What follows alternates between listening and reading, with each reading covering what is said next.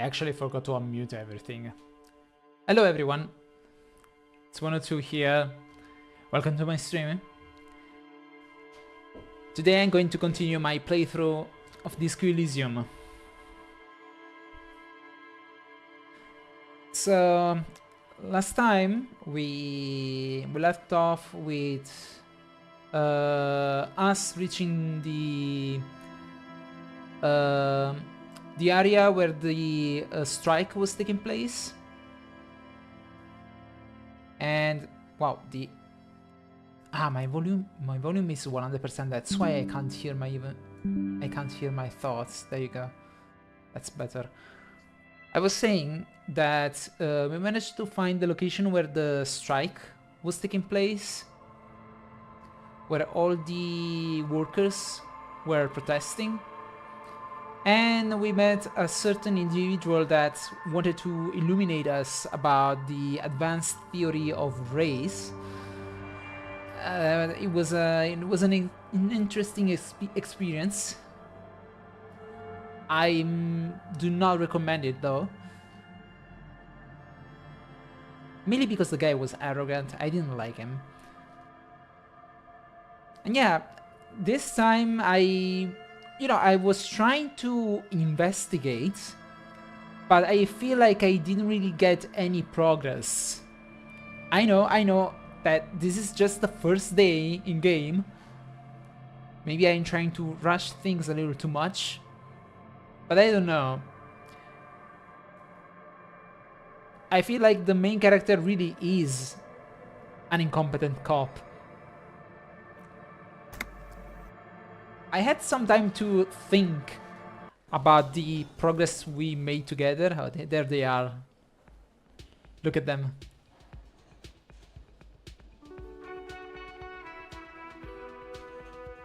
Such reliable cops. I mean, Kim is alright, but this guy... No. We're not there yet. So here's what I learned about Revachol. First of all, my modern mindset does not apply in this place. I really need to stop thinking like a guy from the 21st century who spends way too much time on the internet, and I need to immerse myself in this place. First of all, there are no gray areas in this place. You are either racist or liberal. There is no in between. There is no room for nuance. No, just forget it.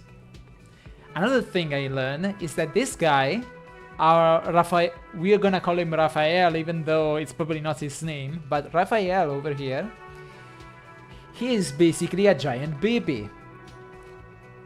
The kind of baby who repeats the bad words that other people say. So if I make him talk to a very racist guy, like the one that I made in my previous stream, a certain measurehead, then this guy is going to become racist as well. He is like a sponge, absorbing the words of people around him. It's not even a normal baby, he's a schizophrenic baby, which means even the voices inside his head might give him some very unsavory thoughts. So I really need to be careful, or I might end up with some very unstable racist guy who just can't be trusted. I don't think such a guy would be suited to solve a murder case. So I need to be careful about it. So this time I'm going to try and be a professional. I'm going to focus on the case and see what happens. I took note of some of the things that we found, and now I'm going to try and look for some other clues. I want to look for a lead, because so far we have no leads.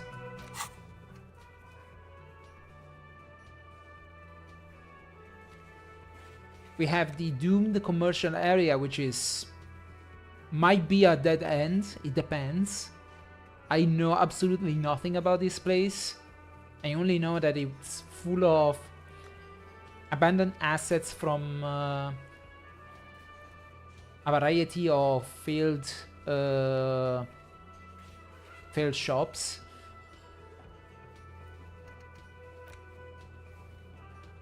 I wanted to learn more about the Union, who apparently are the people who...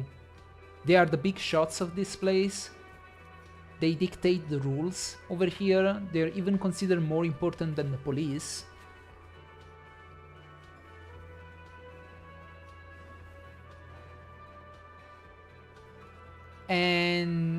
But so far, I mean, I tried to go to the place where the Union is, but this guy called Measurehead is actually preventing me from talking with the Union. He doesn't let anybody pass because he's put there as a guard to avoid the strikers to get in. So no one gets in. I am supposed to inspect the victim's body, but I don't have the guts for it, so I end up vomiting every time I approach the corpse. So I can do that. I could try and pay for damages. That might be nice, so that the manager here, Garth, might be more... will feel more collaborative if I pay him the money for the damages that they cost.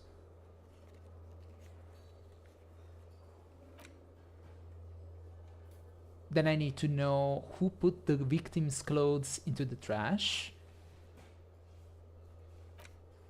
Who made the call to the police.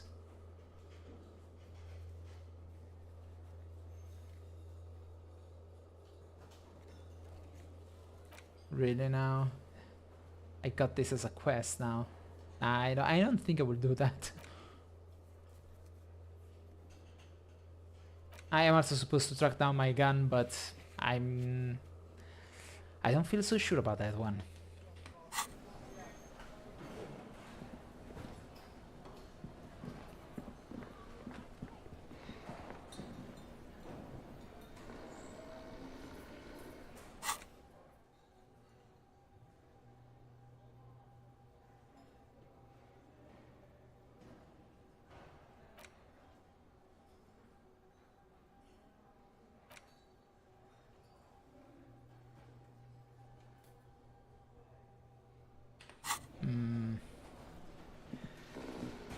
Who's this guy?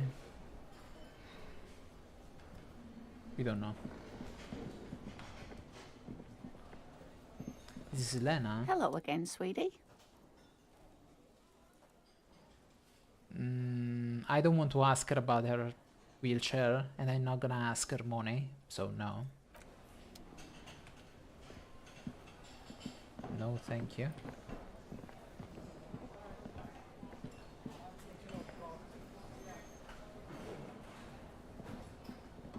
Maybe I can ask this guy some more questions, since I met some people of some of the strikers. The worker is in a deep slumber. Nah, I think not. Can't do that. There's also another thing that I could investigate. I was trying to make an account of all the clues that I found. And I remember that during my first stream, I actually found these tire tracks here. I remember Kim making a comment about how it's probably not connected to the case, but, you know, at least it's something. Something that happened around the scene of the crime.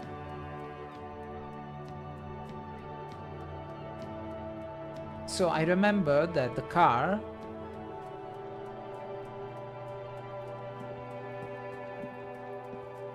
basically collided with this fence.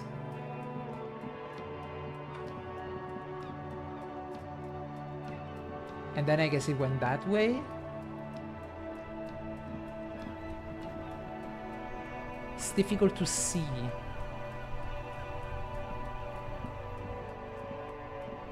It's really difficult to see. And sadly, the game doesn't really give me a way to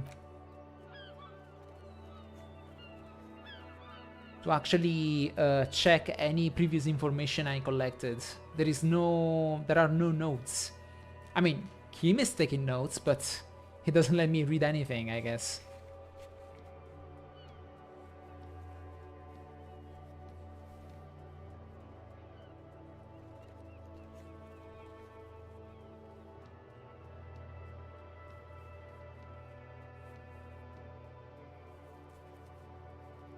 Oh, and there's also the policeman cloak. That might be useful.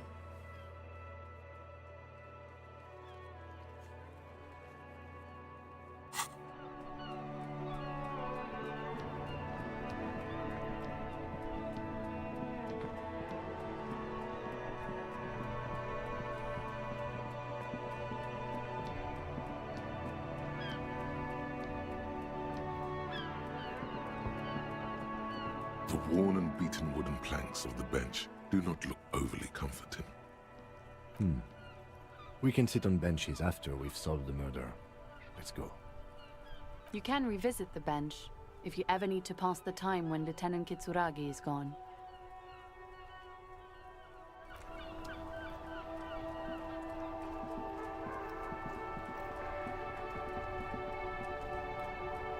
Did you find the clipboard? No. There is a clipboard?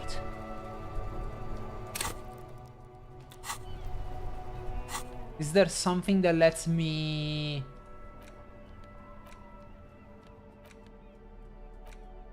I mean, I would love to have, like, something where I can get all the clues on.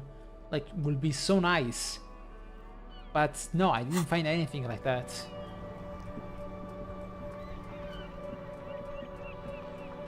That would be the best.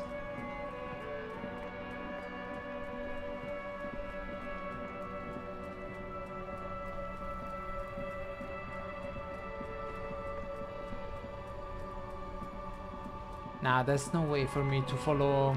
I don't see any tire tracks. I don't think I can find out who caused the damage on the fence. Shame.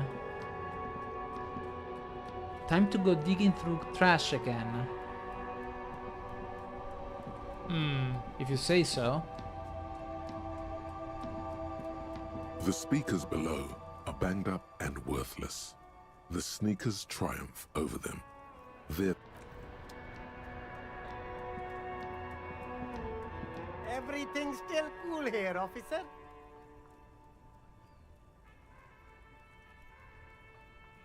Interesting.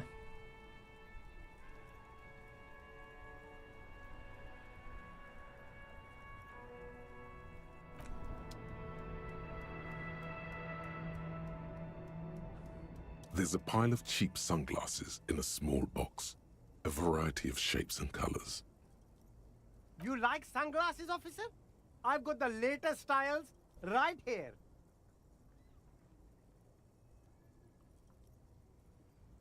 Abort. These are hideous. What's more, they don't even fit your face. You can feel them pinching your nose and chafing against your brow. Oh, okay. No, thank you. Damn, officer! You look like a mega secret spy. Very secret. They're practically made for you. I'll let you have them for 2 real and 50 cents. It's going to be very difficult for anyone to take you seriously with these things on your face.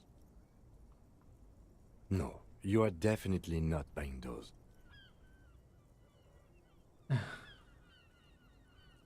Don't tell me what to do, Kim. I like those sunglasses. Nah, I don't think I will. I don't think I will take them. Are you sure? But they look so good on you. You should think this through, officer. Nah, let me see the These box. are all boring. Boring third-rate ho-hum sunglasses made of cheap Syrahese plastic. The kind of plastic that melts in the sun. Oh, great. Those UV stickers are almost certainly just there for the show. If anything, these lenses probably direct more UV light into your pupils. A UV magnifier. These are all first-rate sunglasses. Premium design, super material, very cool. UV resistant. These will definitely keep your eyes safe and cool while doing your dangerous police work.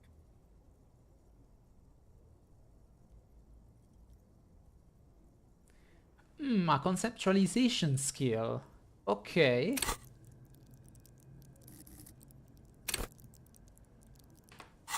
We could try. Let's try looking for some good sunglasses. Cheap, but good.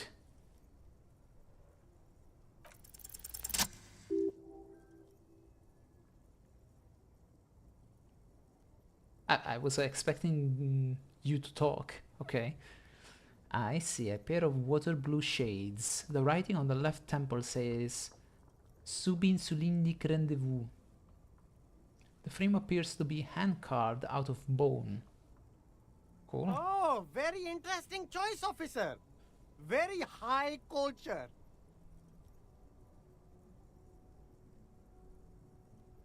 Let's try that. This is how a sea monster sees the world. You've become a sea monster. Giant, hidden, and strangely tender at heart. All is blue. Yes, but they also make your soul quiver like jello. So deep. Wow, officer. You look so cool. And they can be yours for a mere 3 real. My regular customers have passed them all up because they've got no taste. But you found them. Kim, tell me, what do you think? The lieutenant tilts his head and steps back, eyes narrowed in a thorough examination. It's a case to him. You look like a musician. Like a blind musician. But you could do worse. Take them if you want. Like a blind musician. Then I guess I'll take them.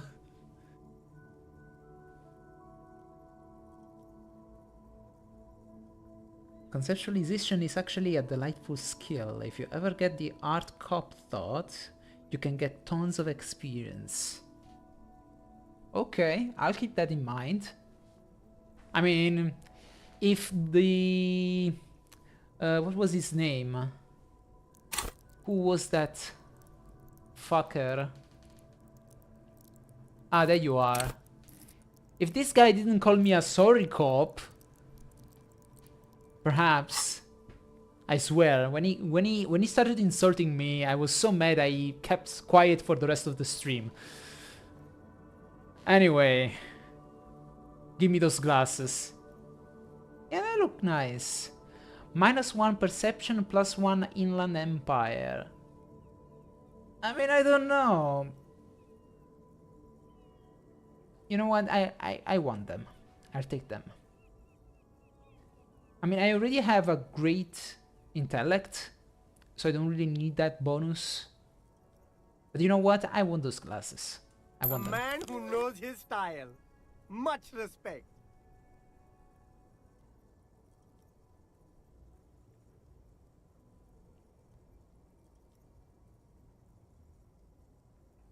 Okay, let's leave for now.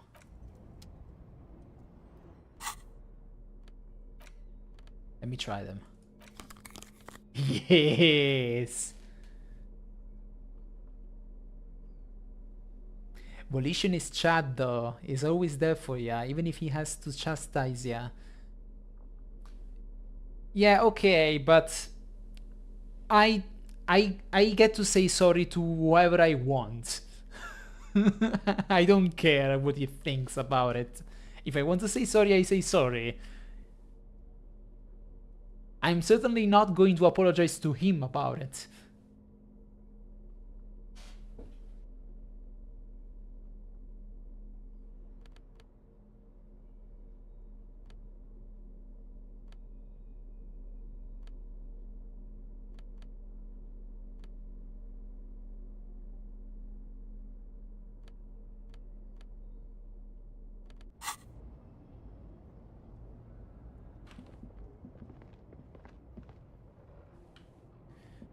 Okay, so I managed to get some good stuff from this guy.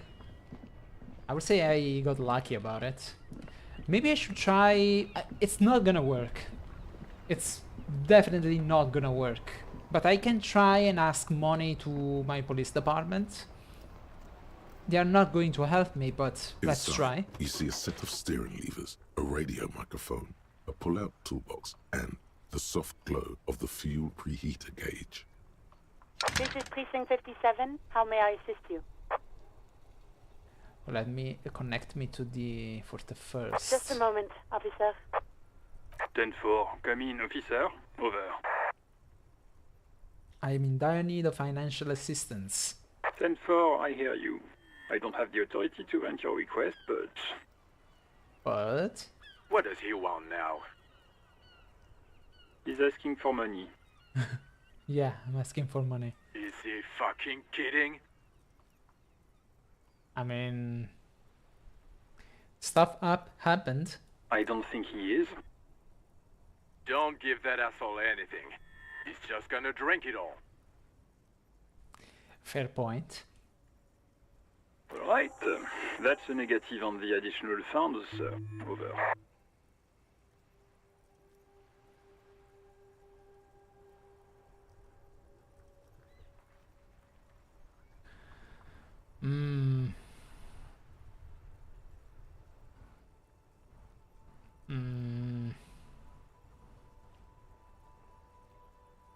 You know what? I got nothing to lose. These guys don't respect me in any case, so who cares? He says it's important to the case. He isn't getting a red cent. You can tell him that. Request denied, sir. Over. Okay, alright. Anything else, sir? Over. Roger that. 10-10. Over and out.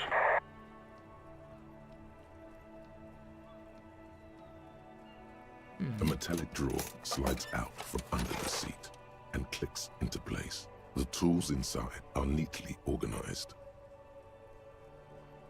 I think I'll take everything. The pry bar feels nice and cold in your hand, heavier than you'd think. Useful for opening all sorts of doors and lids. And then we got the chain cutters. The handles are long and sleek. Snap, snap, go the cutters in your hand. The pull-out toolbox slides back into its nest. Preheater gauge casts a warm glow on the steering levers and the radio on its hook.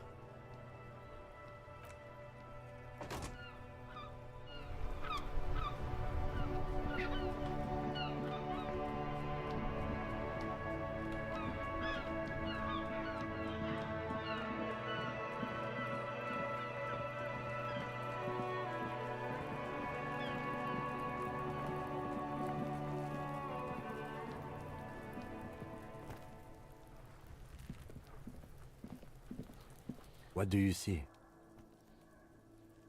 Okay, so these are the footprints. I already asked all the possible questions, but I also wrote down the details about it. So 8 pairs, 4 pairs of standard work boots with steel reinforced toes, 44, 44, 46 and 45, 46 sizes. Then there's a hobnailed work boot. I don't know what that means. I don't know that English word, hobnailed. I don't know what that means.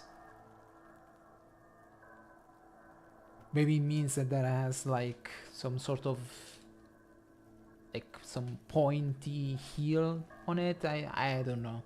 That's an English word, I don't know. Hobnailed. Maybe I can search it up. Hobnailed boots. Marked by the wearing of heavy boots studded with hobnails. Okay, but...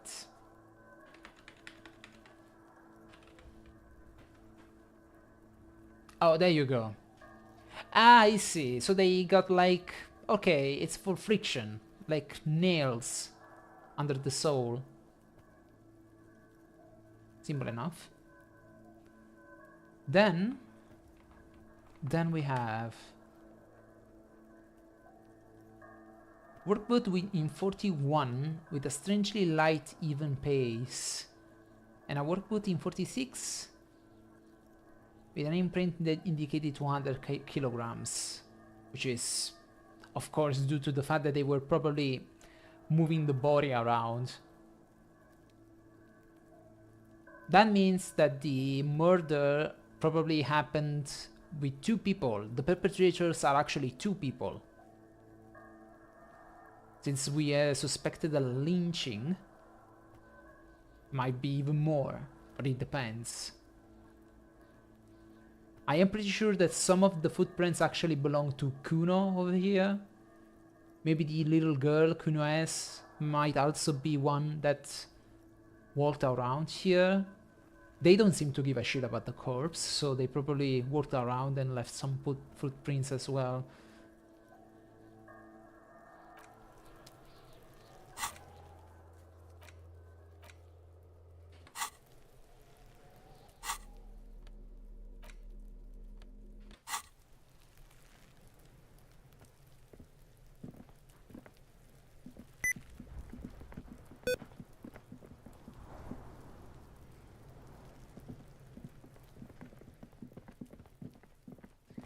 I hate the fact that I couldn't find a map.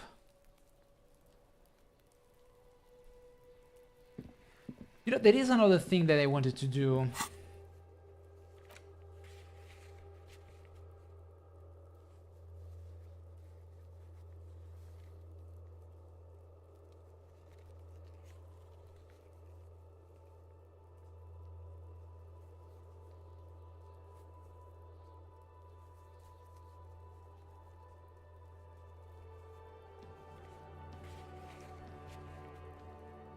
Perhaps it's time. Okay, let's go. We're doing this.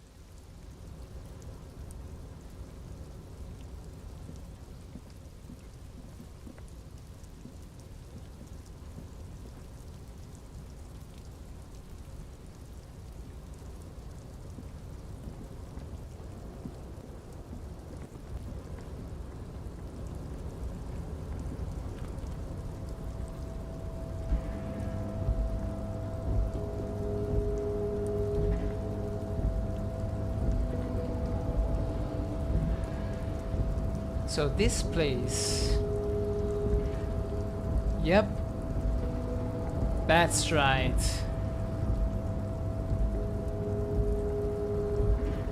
Okay, Kim. Don't panic. I can get a copy of the map in the bookstore. I knew it!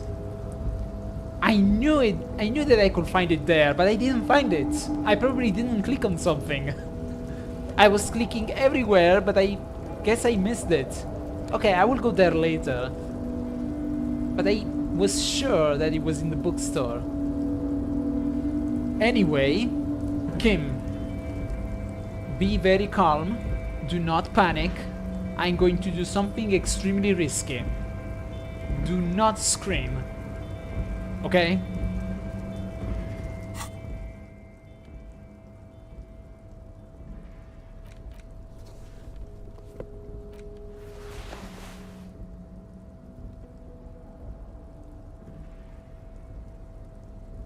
Okay, I'm ready. I knew that I was supposed to do this. I knew. This was my destiny. There you go. I can do this. A tarpaulin cloak is still caught on the railing. No one has claimed it for their own. Okay. Ah, shit. I'm gonna die.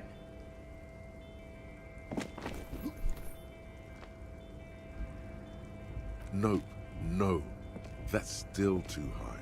What were you thinking? You're not a gymnast. You're a boxer. And you've climbed way too high up there. But my savoir-faire... I even took my pants off for you. What do you want from me? You could have died there. Shit, shit, shit, shit. I'm failing you. This wasn't part of our deal. Hey, hey! What happened? I just can't do it right now. I understand. We can always come back when you are feeling better. It's just a cloak after all. Yeah, but what if it's a good cloak? You know? Could have given me some nice stats for the investigation.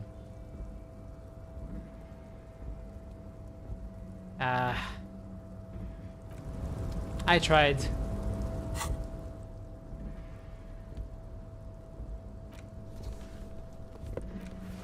Well.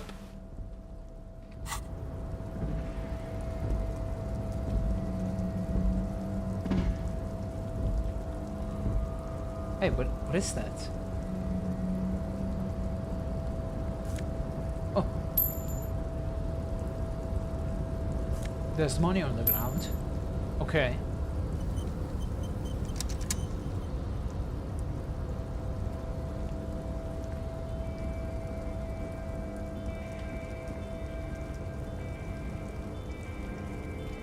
I think I need to press tab every 5 seconds in order to not miss anything. Like, see? More money.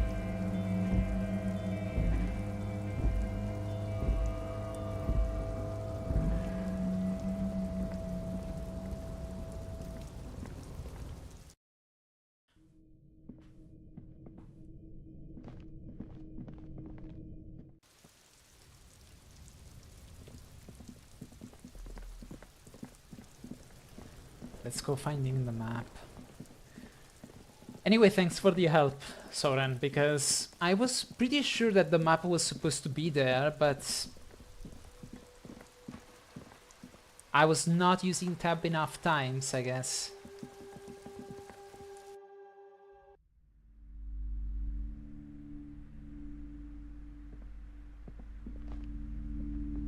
Wish I could just ask people, but people are just being like random lunatics instead of being anything remotely useful.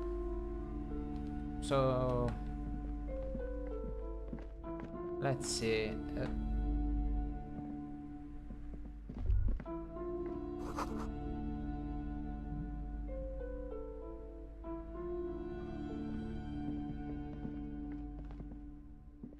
Several maps have been attached to a bulletin board hidden inside the alcove. They're held up by small pins. The board has come loose from one corner. Okay, here we are. The maps look old and faded. Your eye catches a map of Insulinda, a map of Revachol, and a map of Martinez. Map of Revachol. The north coast of a verdant island is shattered by the delta of a river. It is the River Esperance. Countless bridges put the shards back together, connecting city blocks to river islands. La Delta says a great artificial heart in the center, teeming with life forms and construction. To the east, rolling hillsides, Le Jardin, Stella Marie, the suburbs of Saint-Baptiste, swallowed up into the megacity. They sound rich to you. This is Revachol East. Sounds familiar. And west of the river? Hudon. It's somewhere to live. Not bad. Then there's Jamrock. It's bad. People shouldn't live there, but they do. Then Forberg. It's almost as bad and much larger. Then Coal City. It's the worst. It's so small you can't even see it on the map. No, wait. There it is. North of Jamrock. The strip of coast next to the Greater Revachol Industrial Harbor. It looks downright despondent. It's almost Coal City, to be honest. Great. No, This is somewhere to be. This is all you have. But it's still something. Streets and sodium lights, the sky, the world. You're still alive. It's not really a map. It's a tourist thing. A picture postcard with buildings on it, drawn from an isometric perspective. A date in the upper right corner says 48. Still, it's detailed. Could be pretty useful for scouting ahead. You see the jagged boxes of an industrial harbor, even the whirling in rags there. Yeah, I need this one. I'm sorry, officer. The map of Martinez is the only one available. The other two are not for sale anymore. And besides, you could scarcely afford them. How do you know? Do I look piss poor to you?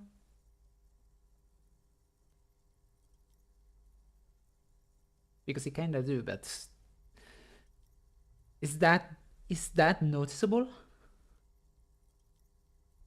They're quite valuable, though they might not look it. The map of Martinez is 90 cents, though.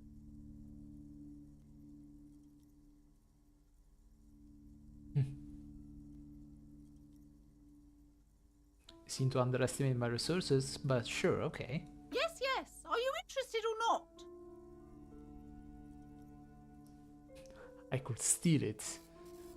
But nah, better not. Let's buy it.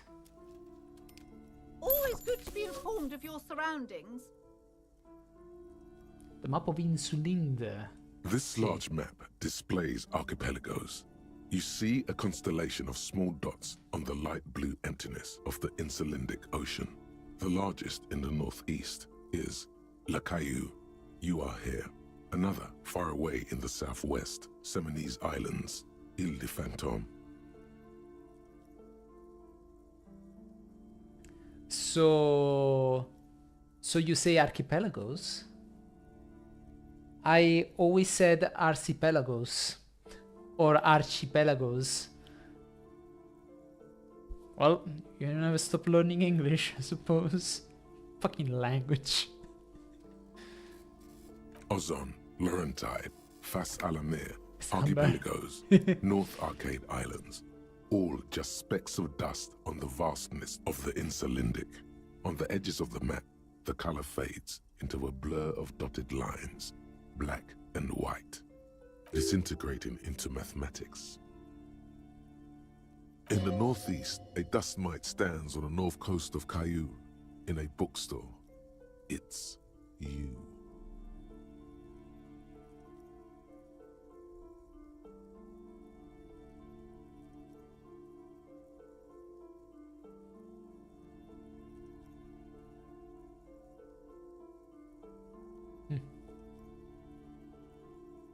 The ocean breaks apart into a tangle of cosines and azimuths, all pointing into pale nothingness. Windy is the north azimuth. Grad is the northeast azimuth. Samara is the east azimuth. Seo is the west azimuth. Isolas, they're called.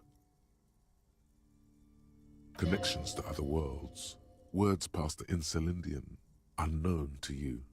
You only know you've never been there. You have little idea what they are. Distant stars, gods, but looking at them makes you feel almost non-existent. Whatever they are, the Isolas are immeasurably large compared to you, and very, very far away. Perhaps they are gods, gods of distance and outer dust.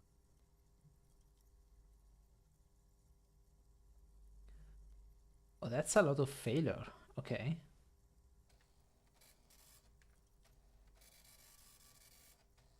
Well, we got the map.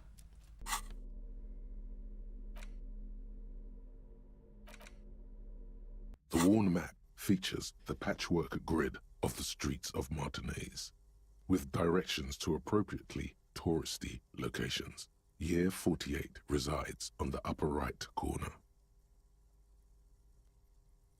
Your finger moves through the various streets, across Rue de Saint-Ghislain and Rue Saint-Cypar, over Saint-Brun, and Martinez North. Finally, coming to a halt on the spot where you are currently standing, although the map gives no such indication itself. For a more detailed view of the map, go to your journal and select the Map tab.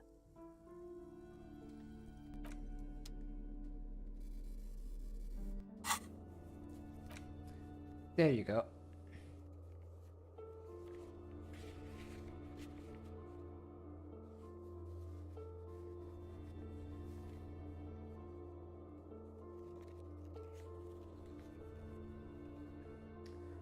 So far,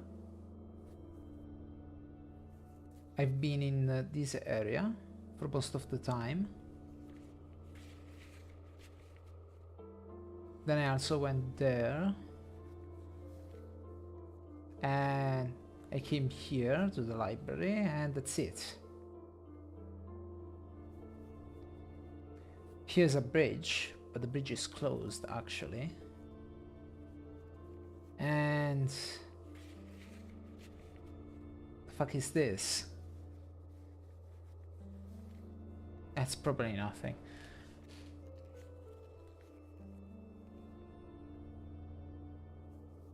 Oh, it also tells me the location of the skill checks.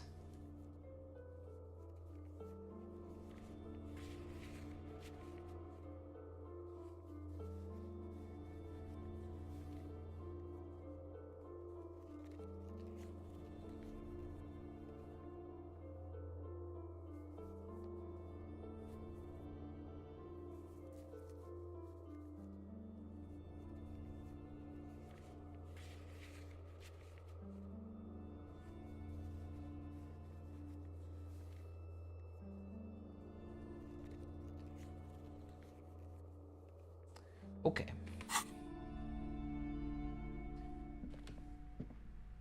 Now we have a map.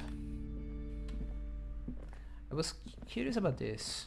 Shelves filled to the brim with crime novels featuring the supposedly stalwart Vespertine detective, Dick Mullen. No, I already saw this stuff.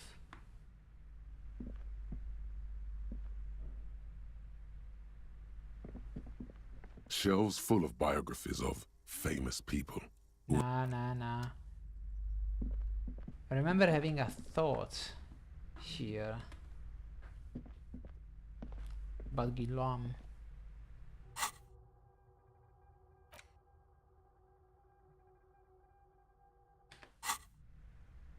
Ah, whatever.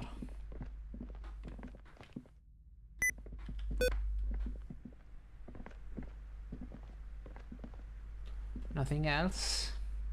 So let me ask you some questions, if you are willing. You're alive and well. Don't keep me waiting now. What's in there? In that dark sarcophagus? The dark sarcophagus.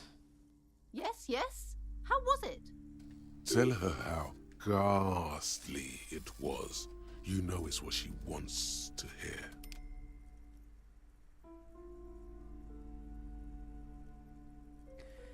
It was a charnel house of failed business enterprises, leeching life energy from this bookstore. I knew it.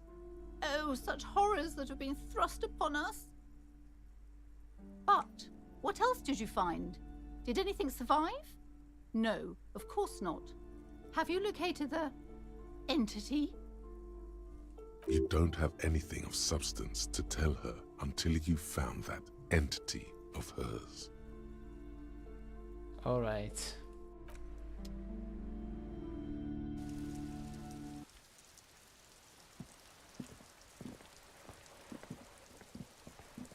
Hello again, sir.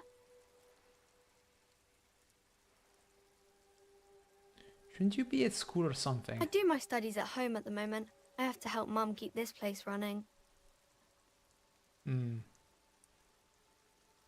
going to school more important than this? Mum says it's necessary to do both because it builds character. Mum says a proper worker is dutiful. That's how you get ahead in life. You succeed. There is stress and unease behind these words. She's reciting etiquette. Okay. See ya.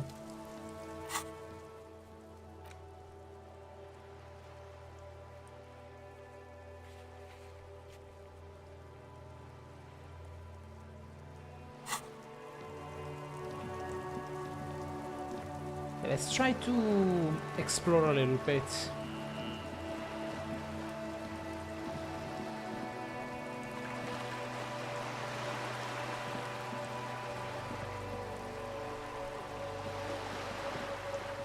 This coin-operated viewer is facing southwest. Its coin slot is full of fossilized bubblegum, rendering the machine permanently inaccessible. Oh, poor little The viewer. metal feels cold and wet under your palm. It looks unhygienic. Oh, okay.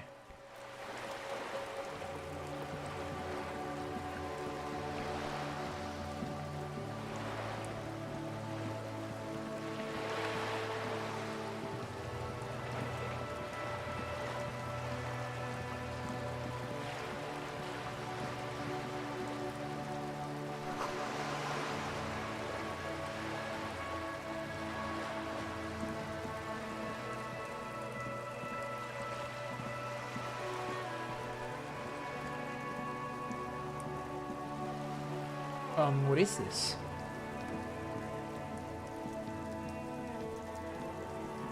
This is a wall on the side of an apartment building.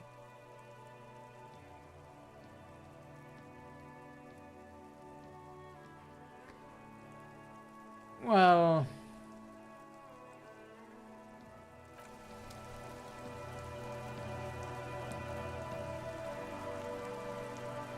I will come back here later.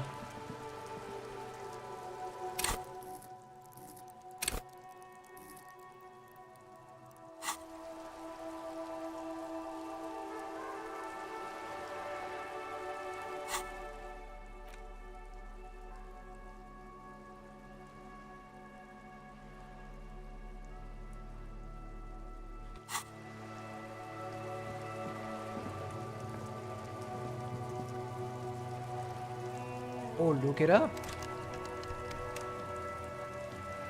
Ah. I can't open it.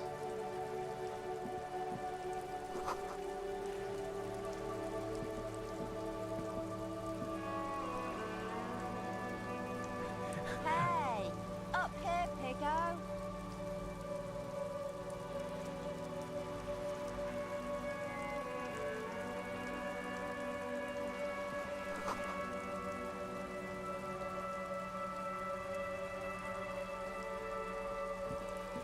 Yeah, you...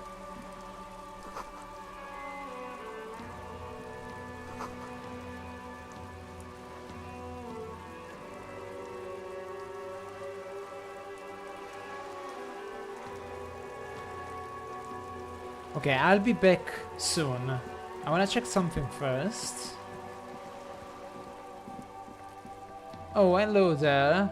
Don't get scared.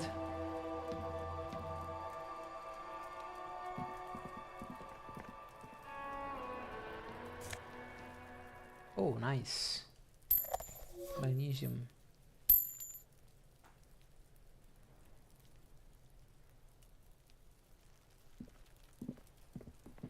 Are you trying to sneak up on me? Come to slit my throat in my sleep? I mean, I know that there is something wrong with Kuno, but this one is like completely messed up. At least I can find a pattern in Kuno, but this one is like just feral. It's like a feral animal. Apparently, she doesn't like people standing behind her back. Logic error. She is not sleeping right now. Pig's come to take me out, trying to snuff me out.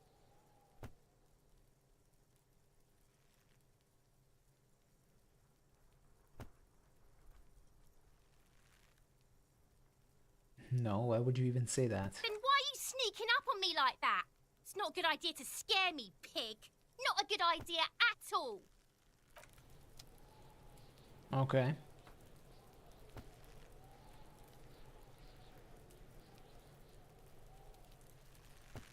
So... Trying to sneak up on me again? Trying to snuff me out? Get away, pig! Okay, whatever. Oh, there is something there.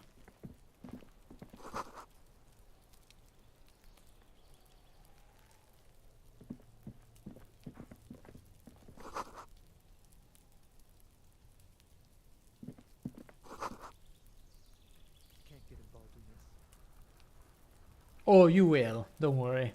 Just wait over there.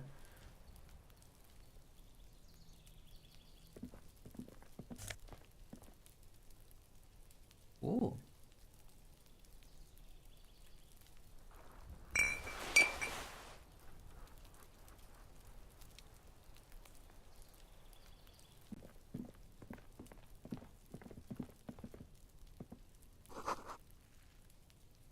A balcony with a view to the yard and the hanging. Knock knock. There must be another way into the building. Kim, what the fuck? Why was that so loud? Hey, what's that noise down there?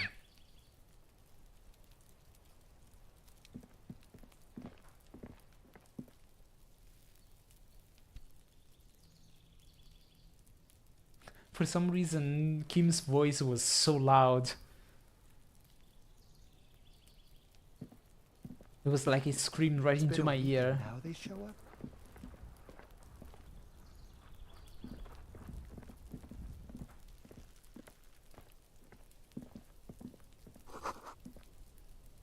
Just a closed door, but you look at it suspiciously. And it is in fact closed. Okay. Can I do anything?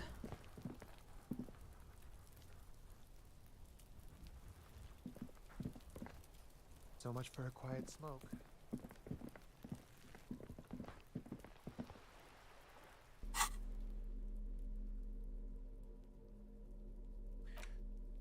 Okay, I wanna try this.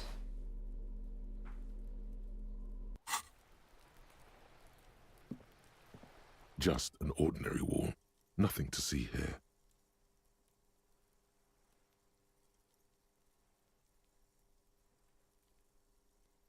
Okay, very low, but why not? Because this is no ordinary wall. It is sublime. Look at it. The shadows, the colors.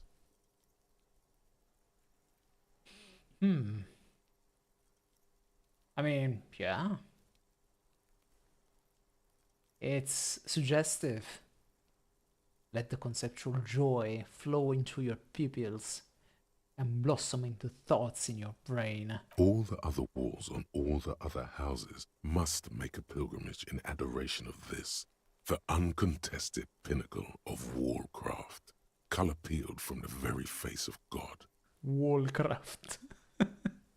More. Oh, Wallfather. Oh, Wallfather.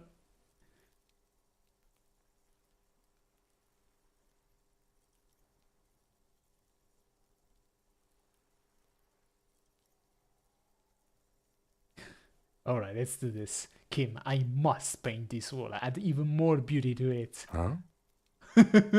He sounds tired of it all. It's not even a day. He's really tired of me.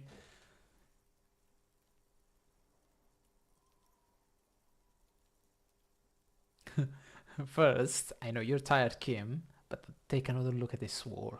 Draw nourishment from its beauty. Sure. I'm sure I'll find the materials, then we can come back to this magnificent wall. I suppose we have to pass by it again at some point anyway.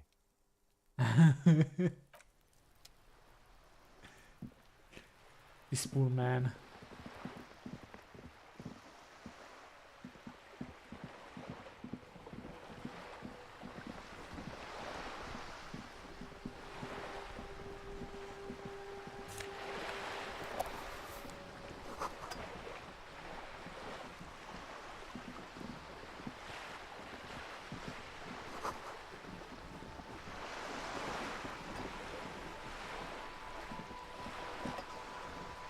Nice boat.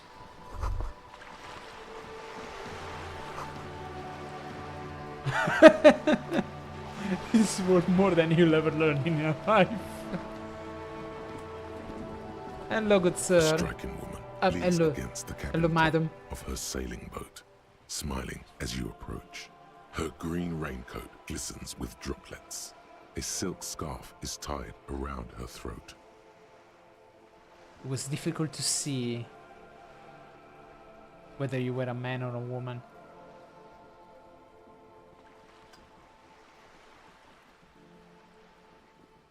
From this distance. She looks cool though.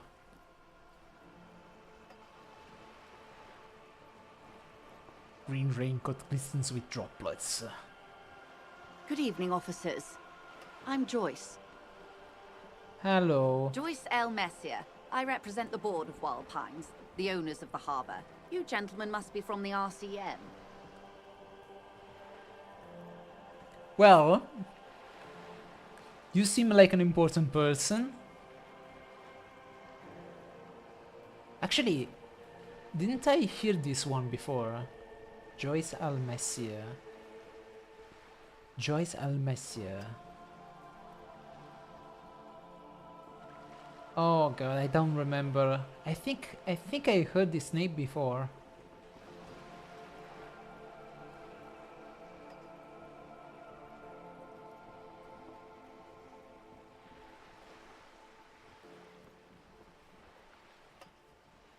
Peyton, my maiden name. I'm glad to see you here. I was dispatched to handle a strike, not a lynching. Anything I can do to assist the RCM in this matter, I will, gladly. Thank God. That is good to hear, madame.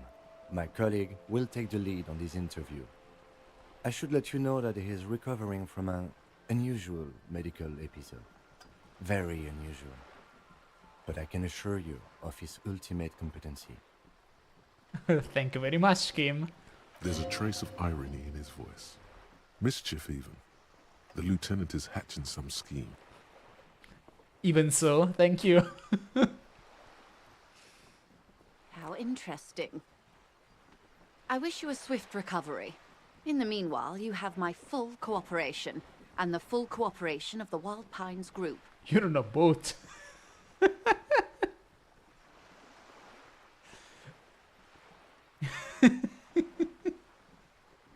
It's really difficult for me to resist the temptation of saying something stupid like that.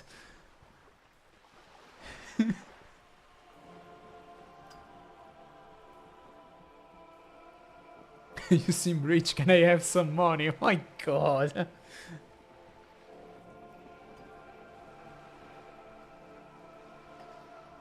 Tell me about Wild Pines. What do you do? What we do? I'm afraid I don't speak for Wild Pines as a whole.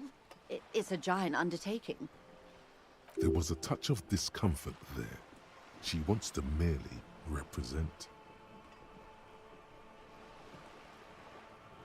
So what do they do? The Pines' core competency is logistics. Container shipping, freight, that sort of thing. See those airships there, blinking? Those are the shipping side of things. And that is the terminal. Another subdivision deals with energy, oil and gas exploration, offshore platforms. The Wild Pines Group is one of the original Revacholian Indo tribes. Companies awarded royal monopolies by the king, the suzerain himself, centuries ago. The king is long gone, but several of the Indo tribes remain.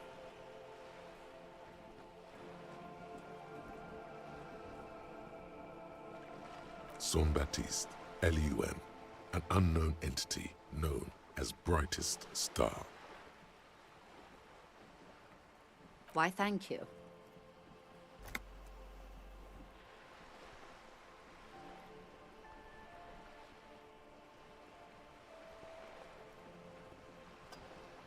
How much money does Wild Pines have? Sounds like a stupid question. I'm pretty sure they have a lot of money. But let's ask anyway. Who knows? Maybe they are undertaking a crisis. There is an economical crisis that I don't know of. I'm not at liberty to discuss the company balance sheet, but I can tell you that last year, the company booked more than 20 billion real in revenue.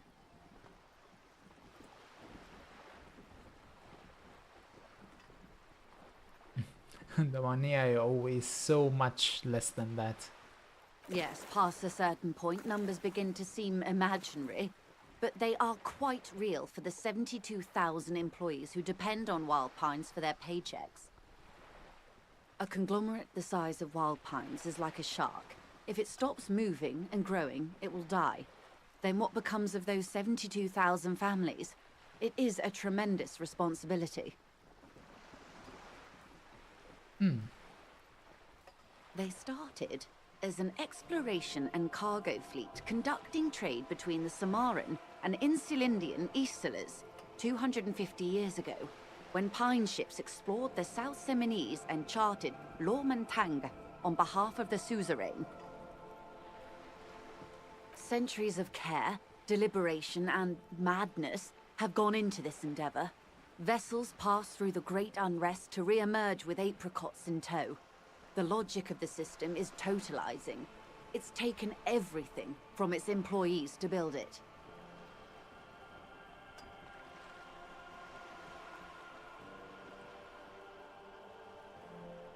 What does such a huge system want with a place like this? You mean aside from being the terminal's legal owners, who are responsible for moving 8% of the world's cargo?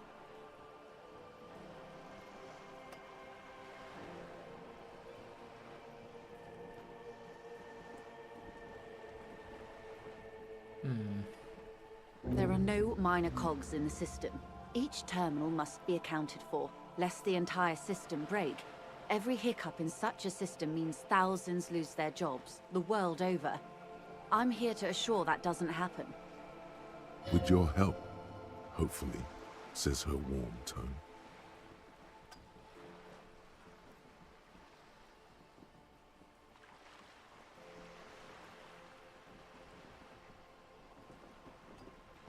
You're on a boat. Why, yes I am.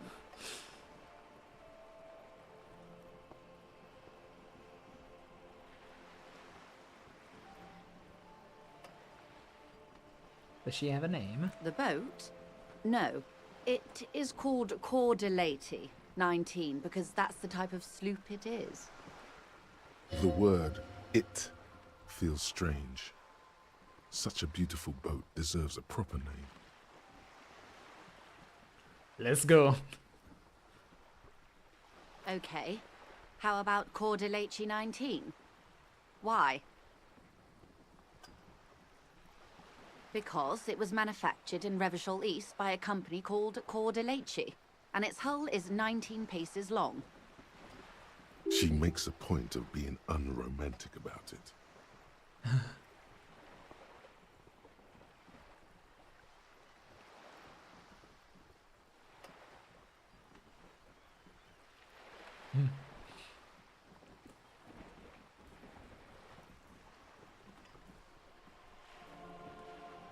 How about Dolores? Why Dolores? I don't know. Feels pretty. Well, it means nothing to me. I think I'll stick with the factory name. But thank you for the suggestion.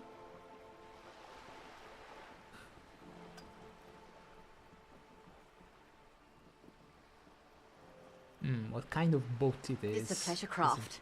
A 19 pacer. It also happens to be rated for Category 1 racing. Though these days I mainly use it for business. Huh. My sloop? I like it a lot. It's the eel's hips, baby. I'm enjoying this part of the interview. It has so little to do with the murder we're investigating. I really do, the lieutenant thinks. Is she thrown off yet? He's looking at the woman, assessing her.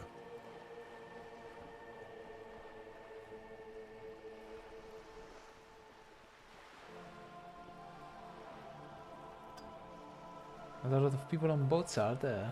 Of course there are. We're on an archipelago. How else are you supposed to get around? Wait, we're on an archipelago?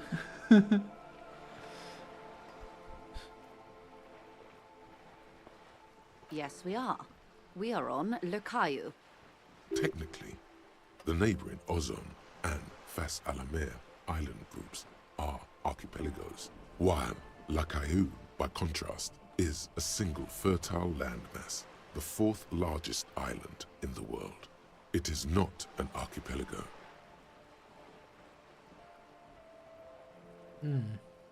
Okay, if you want to get technical, the point is we're all on islands here, and sail is still the most expedient way to get from one island to another, especially when you're in a hurry to resolve a strike.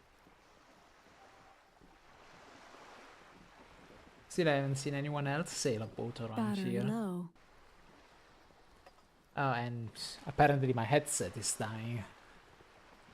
Come on, hang in there. I haven't seen anyone else drive a souped-up Capri Kenema motor carriage either. Actually, that motor carriage has been specially issued to serve as a patrol and pursuit vehicle. It's for crossing long distances in the greater Ravachol industrial harbor.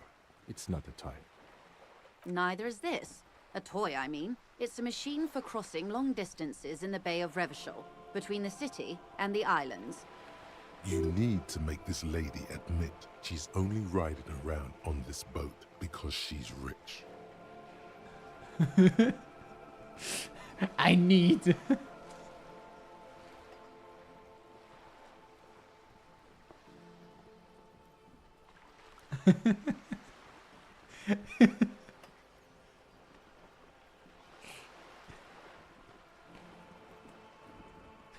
Why? Why what? Stop thinking. Take her down. Of course, stop thinking. Listen to the voices.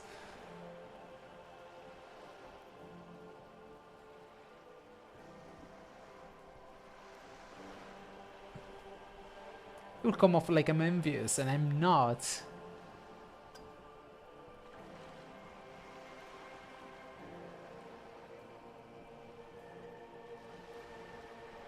You're not? Okay then. Just keep on admiring the boat then, unburdened by envy. Good. So what can you tell me about this strike? Everything. Right up to, but not including, trade secrets.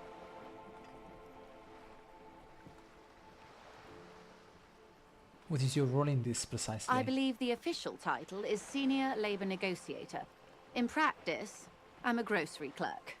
I relay the union's demands to Wild Pines and return with Wild Pines' counteroffer.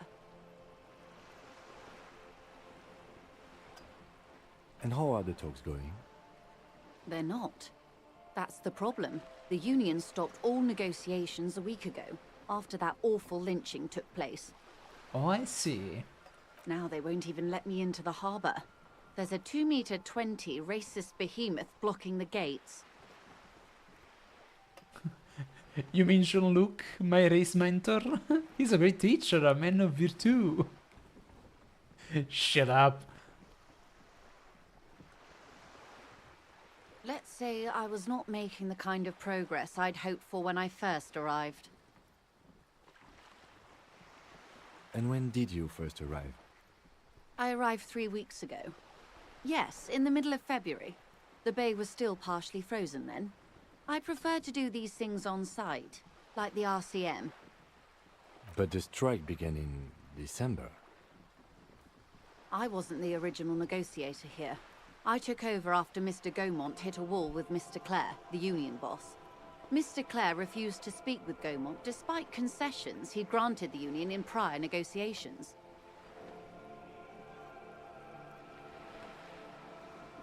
Mr. Clare is the union boss. This isn't the first time the union has gone on strike. Heavens no. There have been 2 prior strikes. Both times the union won significant concessions, including overtime pay and a medical plan. This time their demands are more, I guess you could say, aggressive. Ludicrous even. it's meant.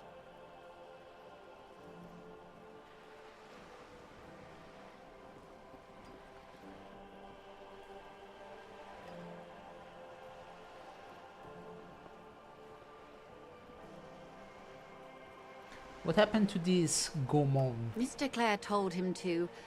How did he put it? Fuck off, midget.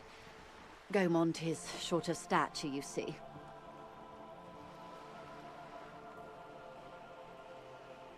Okay then. Yes. Keep in mind, this is a negotiator Mr. Clare has worked with before, and who was more than fair with him and the Union.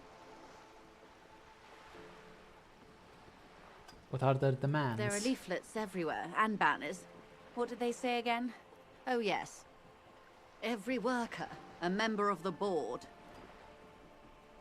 Most of the workers probably don't know what that means.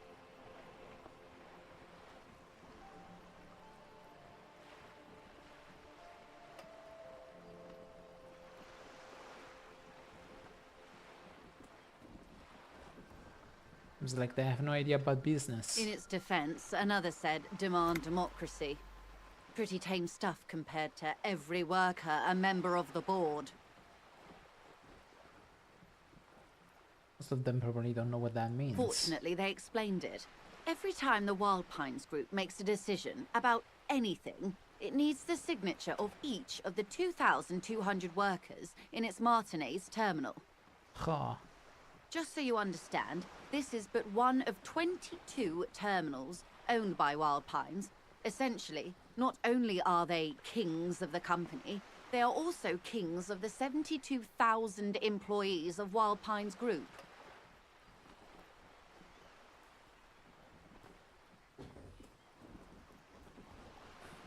That's pretty funny, I have to admit. They're having a blast. But how can they afford it? After 4 months, my assumption was they would prefer a more practical solution. What are you gonna do? I'm not sure. Naturally, I assume that was just their opening position, a hard-nosed tactic with a side of mockery. But there's been no follow-up, just the same nonsensical slogan repeated over and over again. And now, people are getting lynched, I hear. Behind the whirling in rags.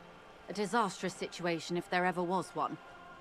Excuse me, from whom did you hear about this lynching? I first heard it from the bowyer at the gates. The one whose very name advertises his aversion to work. I think he said it was, "Call me mañana."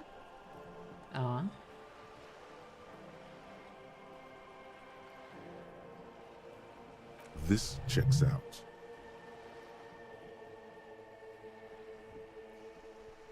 Scabs at the gate, did you put them there? The scabs? You mean the huddled masses of Jamrock, come to plead for work where the Union refuses to? If they were organized by Wild Pines or its affiliates, then it would be a company secret. I could not share it with you. Not right now, at least. It's implied. She's open to discussing this matter with you at a later occasion. Okay, Union boss, Mr. Clare. Everard Clare is a man of the utmost integrity. If you can say one thing about him, it's that he always puts the interests of the workers first. Really? Of course not. Everard is fantastically corrupt. I imagine he has a thick, viscous goo where you and I have blood. He is the most corrupt individual I have ever seen, and I deal with men like him for a living. If there is anyone more venal, more irredeemably nepotistic, then it's his twin brother, Edgar. Wait, there are two of them? Yes. Edgar looks exactly like his brother, except for that lazy eye. He also talks exactly like Everard does, and when one's term as foreman is up, the other takes over. It's how they circumvent the term limits, you see, with a funny little switcheroo. While in office, they've embezzled God knows how much of their workers' dues. About the Union itself, outside of the brothers. The Débardeurs Union was once a perfectly normal institution. 20 years ago, anyway. It must not have been easy to establish under the Emergency Act. But they did it. I can respect that. Organized labor at its best, as they say. Then something happened in the local chapter elections. The brothers Clare came and transformed it into a... how do you say? A mob. The debardeurs are a crime syndicate. Sad as it may be, I suspect we'll be forced to cooperate with them. Refreshingly honest, officer. The company has tried appeasing in the past, but I'm afraid our concessions have only emboldened Everard and his brother.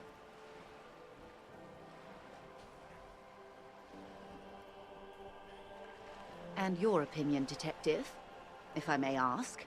I'm a curious and talkative person, you see. Would you say the Debardeurs Union is...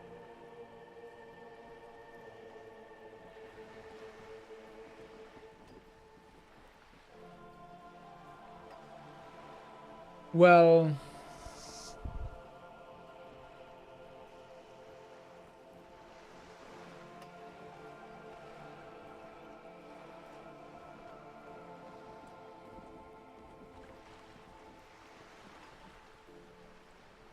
basically a socialist mob. Thank you for being candid. Sadly, Wild Pines have cooperated with what amounts to a crime syndicate for 2 decades. However much you feed the wolf always hungers. One more thing. You said something happened in the elections. I'm glad you asked. There was a woman, the previous forewoman of the Union. She disappeared. Ah. Disappeared? Yes. On the last day of the local chapter elections, her daughter phoned in and said she wasn't running anymore, or coming to work. Ever. End of story.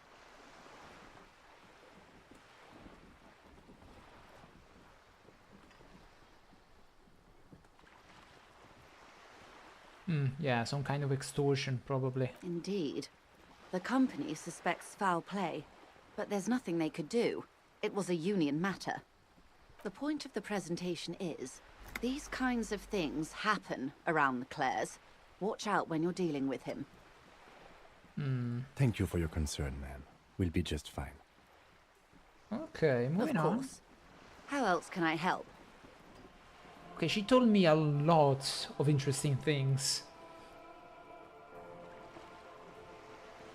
So far, the members of the Union are the major suspects for this lynching.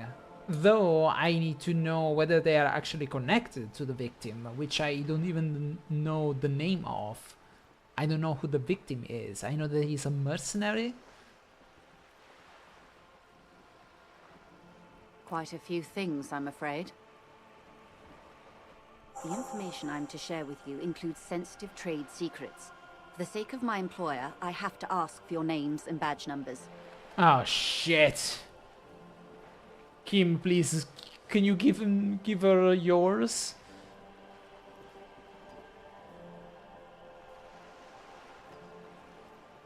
Of course, ma'am. We should have introduced ourselves. I am Lieutenant Kitsuragi from Precinct 57. Yeah. And this is my colleague from Precinct 41. I'm afraid he doesn't have his badge at the moment. I hope mine will suffice. Thank you very much, Kim. How curious. Why is that, Detective? Awkwardness washes over the conversation. The woman doesn't like this turn of events. Yeah, remember when my partner told you about this unusual medical episode? Yeah. I see. So, are you saying you lost your badge during the course of this episode?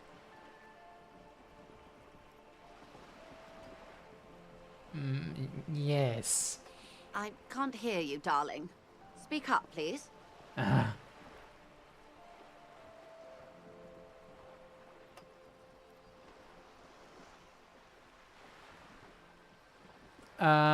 I could have eaten it for all I know. I don't remember anything. This world, this city, nothing.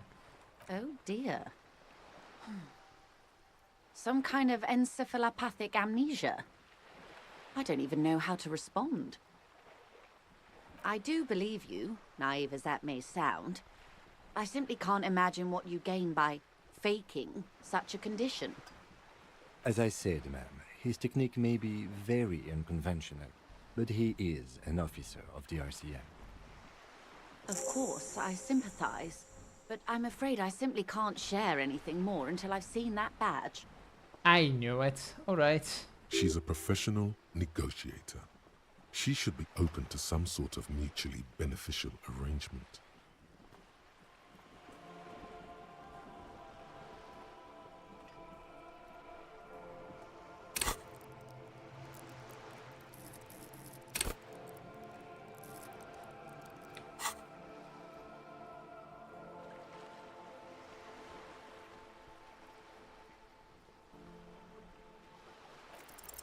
Feelings will guide the way.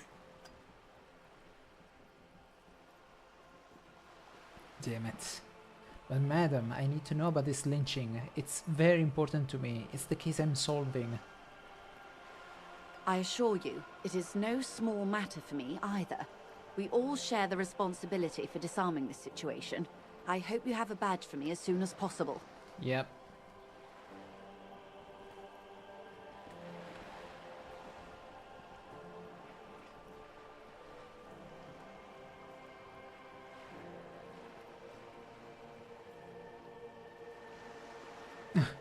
This is the entirety of my existence. She's silent. The wind flaps the sail above her. You have so much else. This boat, for example, in a home somewhere, I only have this case. Officer.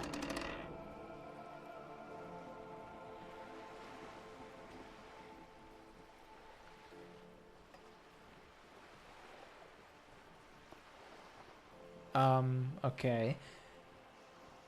I don't remember anything except this lynching. There is only this coast and this lynching. You know, I don't mean to sound cold, but if you want something, you have to give something back. More than just guilt. I see, I see. You're doing it. Despite your own best efforts, you're still getting in. Somehow. I'll be frank with you. If I'm going to break protocol, I need to be able to justify it to my superiors. They're going to want to see something tangible. Like what? The Union is conducting drug trade out of the harbour. It's an open secret in Martinez. Surely it must not come as a complete surprise to the RCM either. Perhaps it's time to look into it. Or you can find your badge, which honestly seems like a lost cause. Detective, a word in private before we continue. Okay, excuse us for a moment, madam.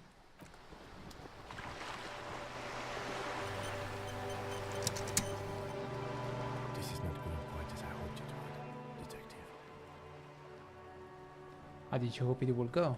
Honestly, I was expecting you to use your unorthodox technique to keep her off balance, and you know, not volunteer us to be her henchman. Oh, so we're a henchman now? This woman is running circles around us. She might have known about your misplaced badge all along, or she's simply an adept improviser. Either way, we've played straight into her hands. Meh. He doesn't let it show, but there is a limit to how much the consequences of your unprofessional behavior can cost the investigation.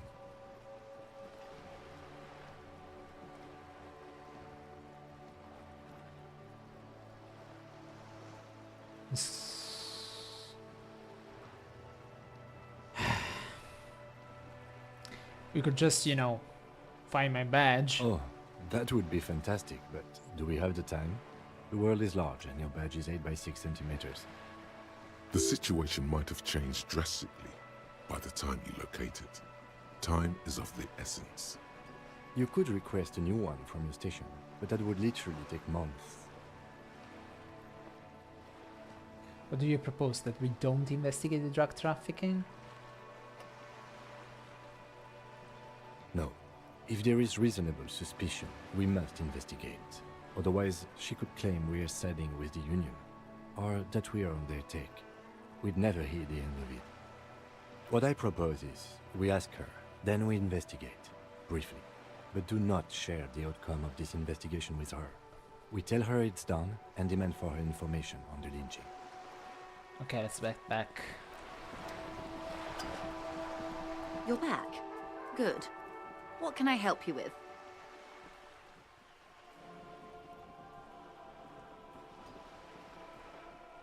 It's quite straightforward. Someone is using Terminal B to smuggle raw ingredients from the Samaran Isola into Revachol with the Union's blessing. Wild Pines has suspected it for years. Ingredients for what, ma'am? Meth and dextroamphetamine, GBL and various synthetic psychedelics. Honestly, it might be quicker to say what you can't make from the stuff.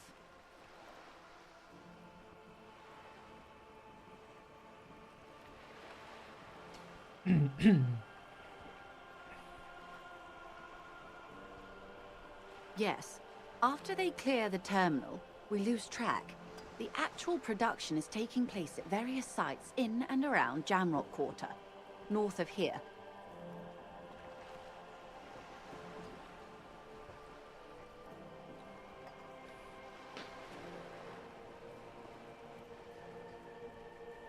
Wild Pine seems to be well apprised of the local drug trade, ma'am.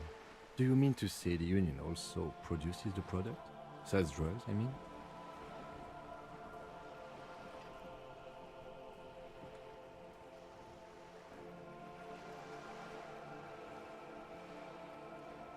We're in logistics. It's our business to know. And no. As far as the company knows, the Union does not produce it. They transport the ingredients for a cut. And you want us to investigate? Yes, but you won't get anything out of Evrat and the Dockworkers Union. Still, every chain has its weak link. The handoff. The motor lorries at the roundabout.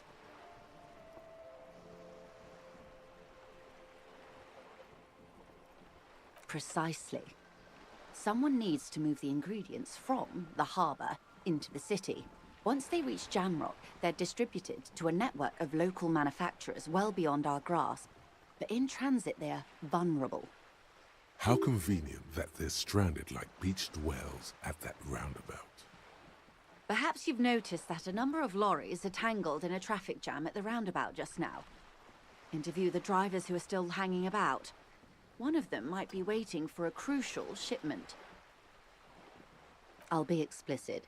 If you find this driver, I will share company secrets with you.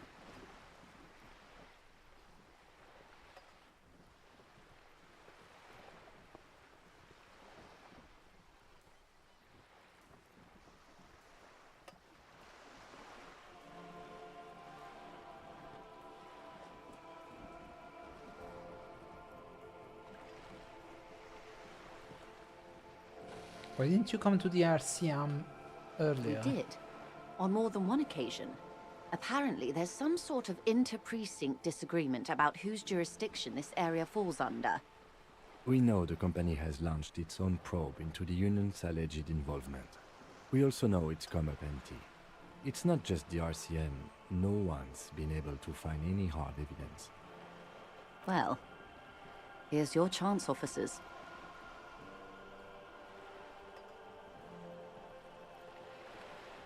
It's no coincidence the lorries are stranded there like that, is it? No. We asked East Motor Track to raise the drawbridge. The road company is a partner of one of our subsidiaries. However, this is a limited time opportunity. Once the complaint has been processed by the Trade Committee, they'll have no choice but to lower the drawbridge, and the operation will continue. Thousands of litres of raw ingredients will pour onto the streets of Revachol. Not the east across the river, but the west. The vulnerable, the weary.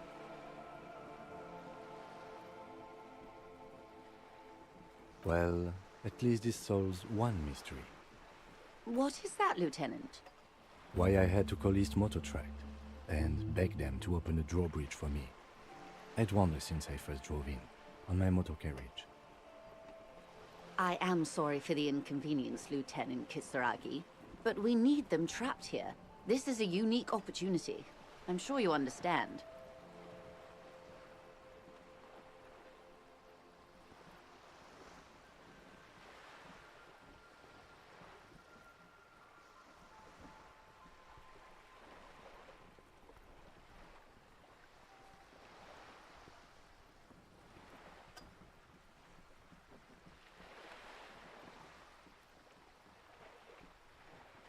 let's discuss She something simply else. nods. Give me a lowdown on the reality. I need this. This reality. Yes, reality is your side case. An experimental side case.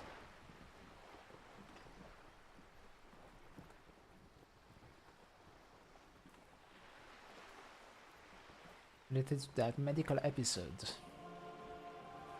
Ah, yes, the episode. Sounds like an acute case of encephalopathy now that I think of it. Don't be phased, madame. He functions perfectly well. He only needs a lowdown on all of reality. We may be here a while then. Ask away, officer. I'll help however I can. All right, we're in. I know these all look good, but begin with the first, okay?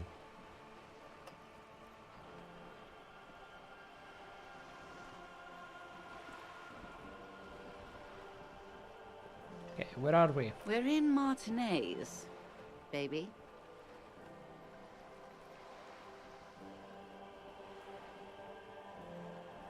Baby. A casual term of endearment popular among the 50-plus crowd. It's a disco holdover, pay it no heed. I'm a Discord over myself. Aren't we all? She refers to your corresponding ages. This Martinez. Martinez is a district of Revachol. A very small district tucked away near the industrial harbour, north of the 881 and Jamrock. You would be excused for not knowing about it. Unimportant, they say. Forgotten, even. Shelled to smithereens during the Revolution. It has its charms, just not this time of year.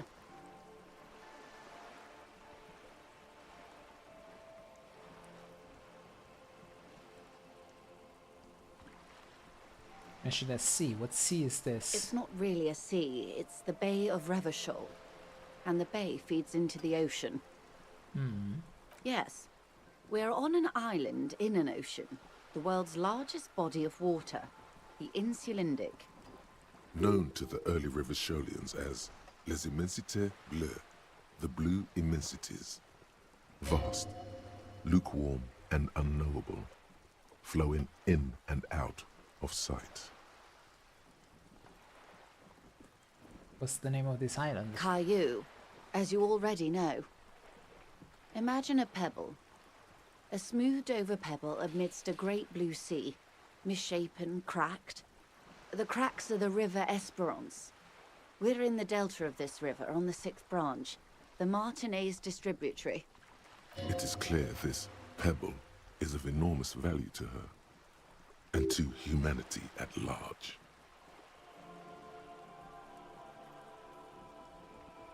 I'm not a good ambassador. I've only been here once before, as a teenager. Not a lot has changed. There are ruins, a terminal, fishing boats, reeds, boys with boxy shoulders. This place used to be a province, a workers' resort before the city swallowed it and the artillery did its work. The reeds are the real star of the show here now. The further down the coast, the wilder it gets. Okay, what about Revachol? Revachol? Revachol is what you call a city. The great kind. As if it's self-explanatory, beyond patriotism, a fact. What makes Revachol great? History, detective. They built this city to resolve history. Our part in it, at least. Our centuries.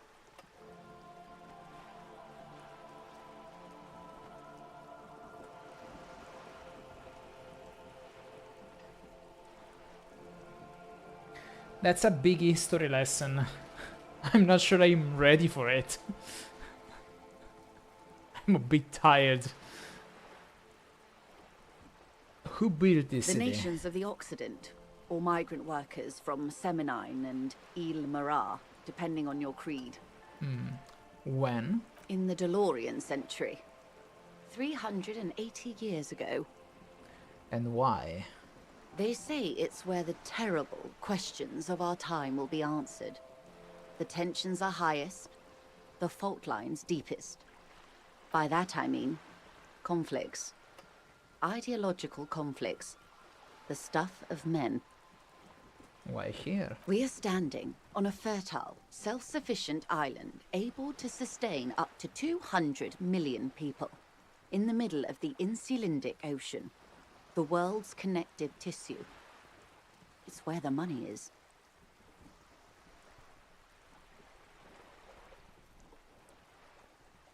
So we're in an important part of an important place. I think it's fair to say so. Martinez is about 22 kilometers from the center of the world. That soldering iron is the bank of the world building. The bottom floors are Insiacom. Coalition government, Insulindian Mission Command. Silence. She lowers her hand. The water, the light. It's as though you're seeing it for the first time.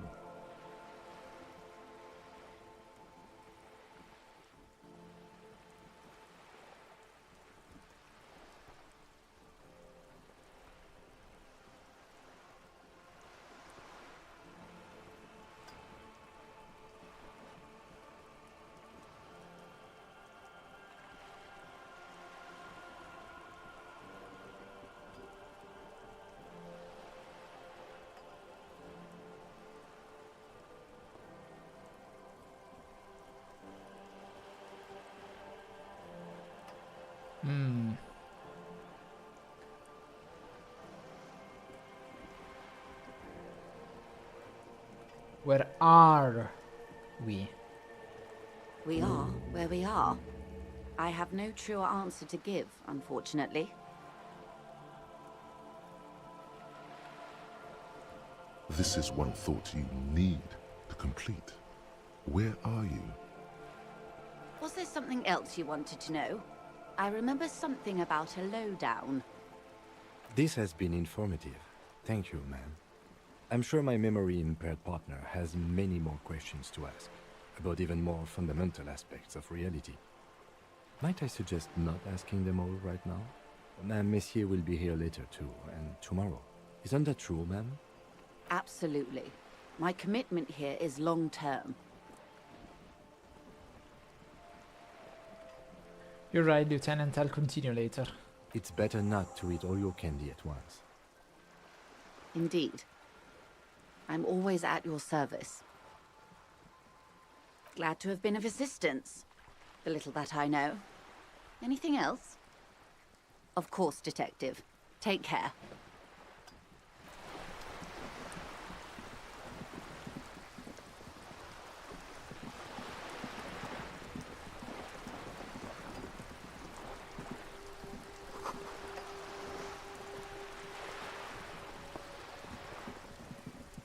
A sturdy metal door guards the southwest entrance to the apartment building. It's locked. The door rattles against your knuckles, but there's no response. The door rattles again, but this time you hear an elderly woman's voice calling out from inside. Stop banging on the door! I'm not letting any more strangers inside.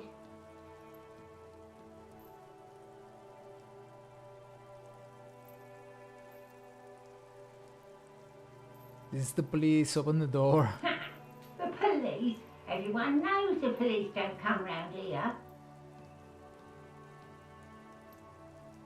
But I'm not joking. No, I already told you. I won't be responsible for any more strangers getting into the building. Go check the backyard door. Maybe someone there will. Backyard door.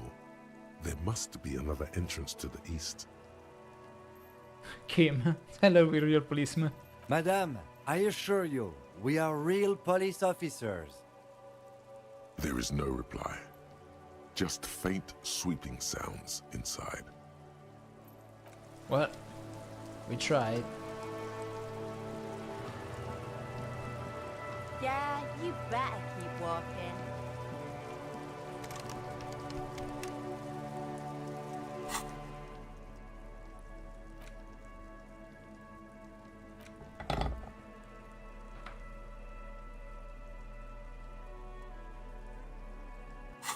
Look at me when I'm talking to you.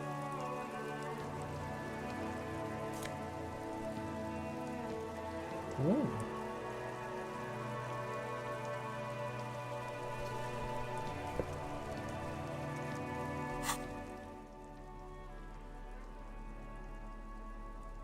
Hey, up here, Piggo.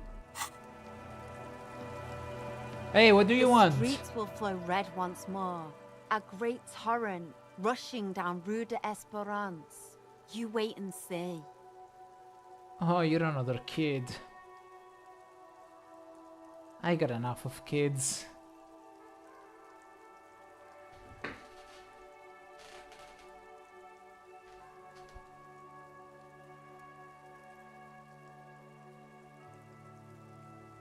The streets will not flow red with anything. Who are you? I'm Cindy the fucking Skull. What else do you want to know? Date of birth, blood type, the last time I was tested for Hep C.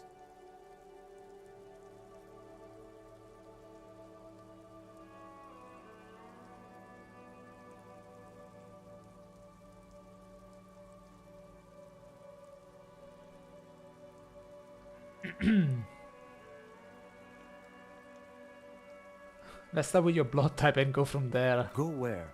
Accosting a minor? Listen to your partner, pig man. Keep your grubby hooves off little old ladies. A brush? An artist? The red splatter is urban expressionism.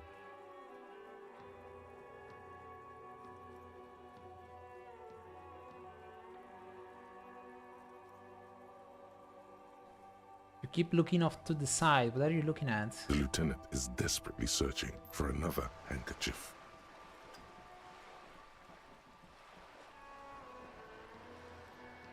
Hatred, disgust.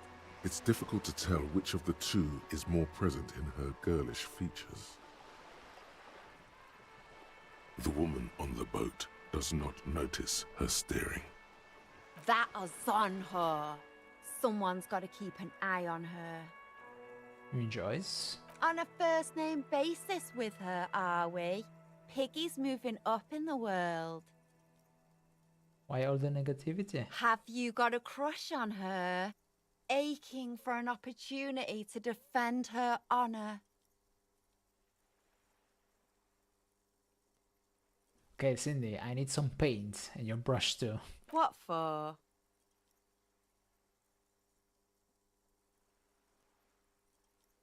For art. It's for art, okay? Well, if it's for art. But what kind of art are we talking about?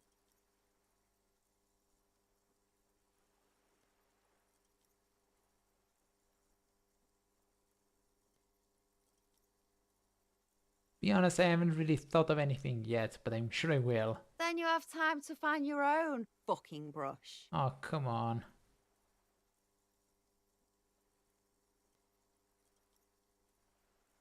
You'll see. You will all see and tremble. Yeah, not gonna hold my breath, Piggy. You look like you'd suck. Everything really.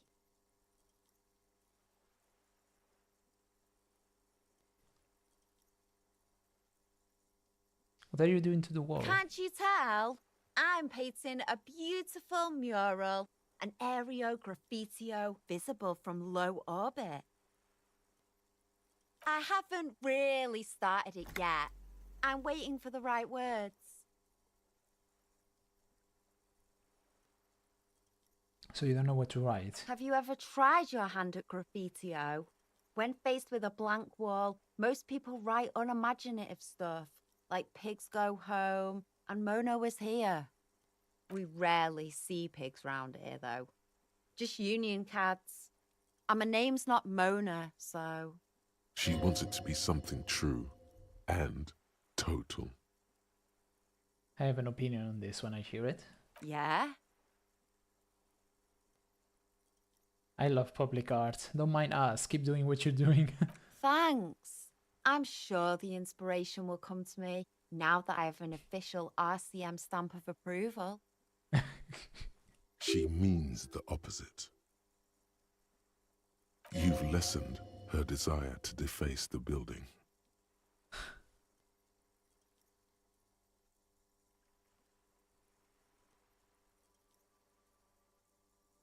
Do you know anything about the recent murder? I ain't no snitch, pigstein.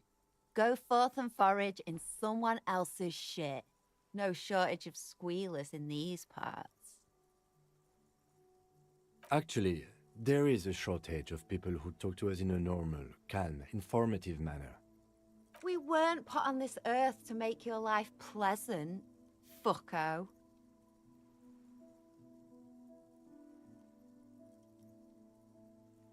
Catch you later, Cindy. Watch your back, ungulate. You've got eyes on you. Pleasant as always.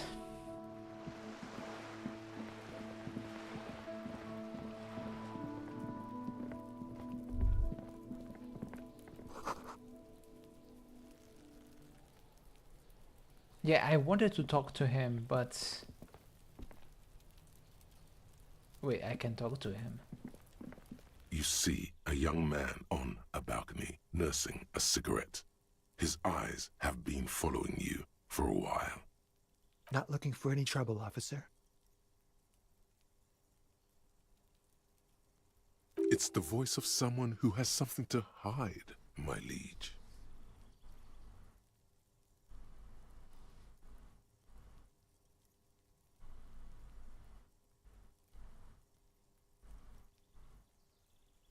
No trouble from me, and just want to know what's going on here. I don't want to be seen talking to the gendarmerie if that's okay. I just want to finish my cigarette. Don't let him go. This could be your witness. The balcony has a great view of the whole thing. Actually, the gendarmerie really needs to talk to you. Is it really that important? Yes. All right, but make it quick. Once I finish this cigarette, I have to run. Can you tell me your name? My name? My name is Martin Martinez. Bullshit. That's definitely not his real name. No, of course not. Could you please lower your voice?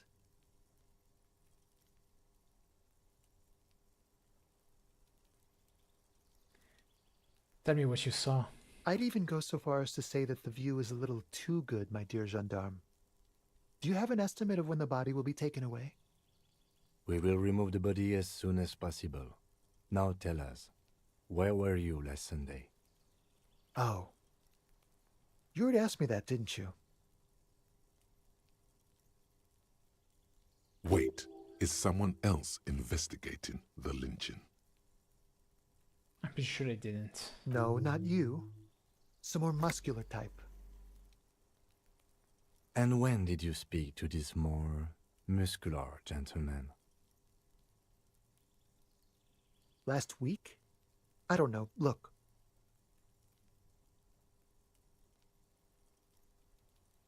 It'll take more than rain to bring this place back to life. You didn't answer the question. What were you doing last Sunday? I had a friend over. Kind of friend. It was my Sunday friend. It's your friend's real name. Did you see something? He doesn't reply, gesturing no with his cigarette. Under the dull and darkening sky, the neighboring windows stand silent. Great. Guess we'll talk later. No. We won't. Now, if you'll excuse me, I really need to get going. Ah, great. And of course, my suggestion skill is... it has a debuff. But I can level it up. Let's try that.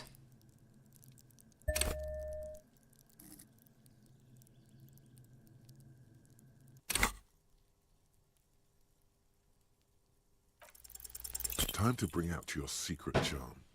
Tears and begging. Show him your emotional side.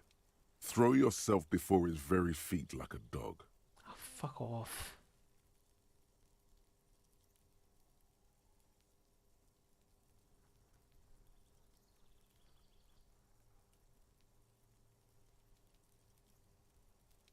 What do you want from me? Do you want me to cry? Huh? No, for God's sake, I don't want you to cry. Listen, I really have to go.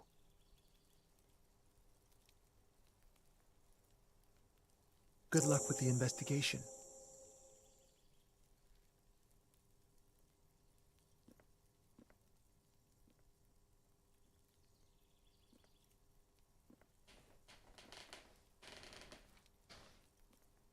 It's absurd that I managed to have success with very low percentages, like 17%, and then when I get an even percentage, I just fail.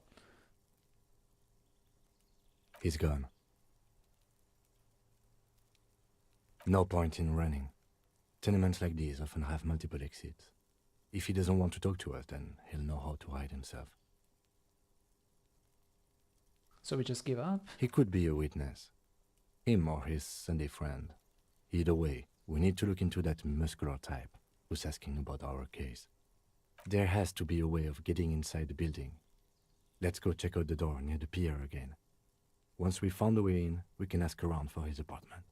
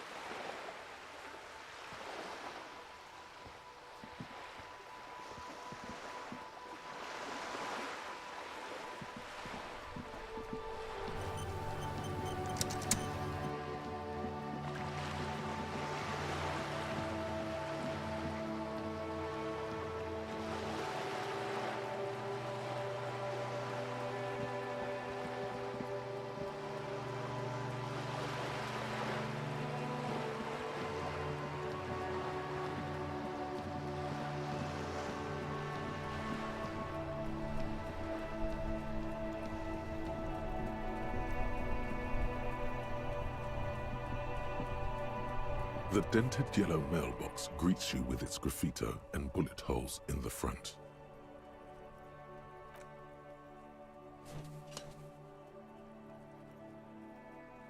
The box seems happy.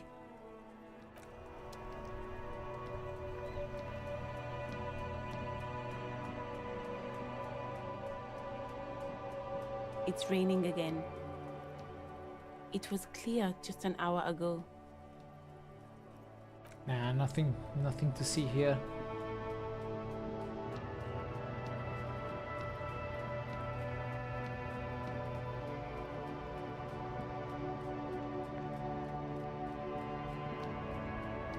Stuck in the rain in a traffic jam, man. What's on your mind? Know anything about the dead man? He ain't one of us drivers. I know that. All accounted for. Otherwise, I haven't really asked about that. Been wasting time right here. Keep him busy. It's easy to see he's telling the truth. He's kept his nose out of the dark stuff. Busy with what? Analyzing the fundamental structural and psychological conditions of being stranded in the midst of a sea of motor lorries and their sad, despondent chauffeurs. Ask for his conclusion. Your conclusion? A sense of surprise there ain't more bodies hanging from more trees.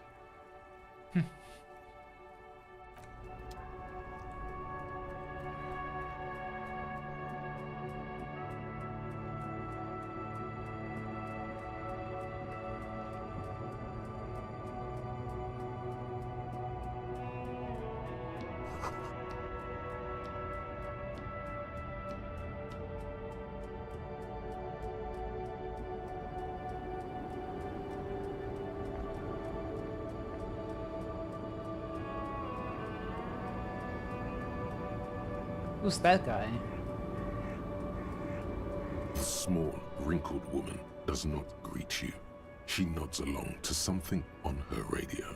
A photograph is clutched in her hands, and there is a warm smile on her face. The photo, an ambrotype from the turn of the century, as golden as her smile.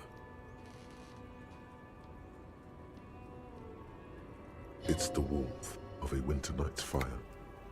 Maybe she could give you comfort and shelter, some cigarettes and food money.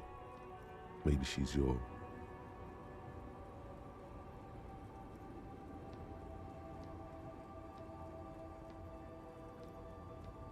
No, I don't think she's my grandma. No response. Wherever this woman is, your words fail to reach her. Wait. She's just a distracted old woman. Better to leave her alone. If you say so.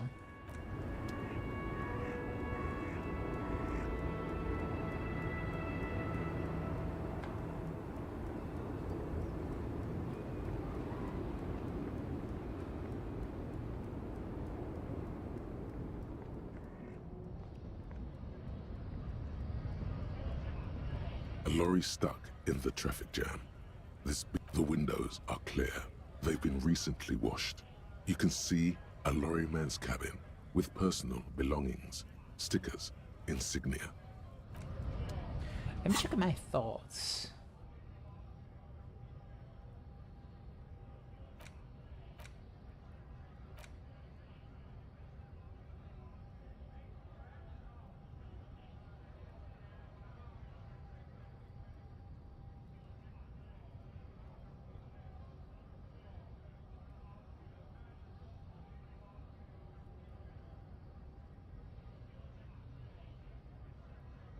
Feel like a kid. So, Revershore Special Administrative Region, Le Caillou. The Insulindian Ocean, Coalition Government, Insulindian Mission Command. Name after name and none of them is familiar. They seem real, but something is wrong. You feel like a kid looking at stickers on the fridge. Through one, the Apricot Company, World Games 34. You can almost see your hand reaching out for them. Scratch at the corners, see if they appear loose.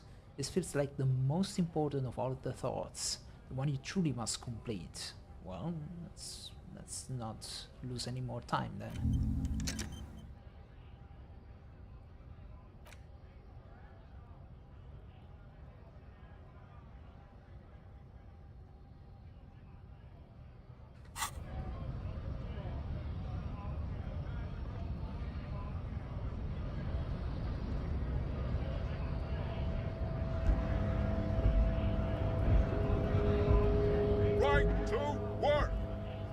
To work!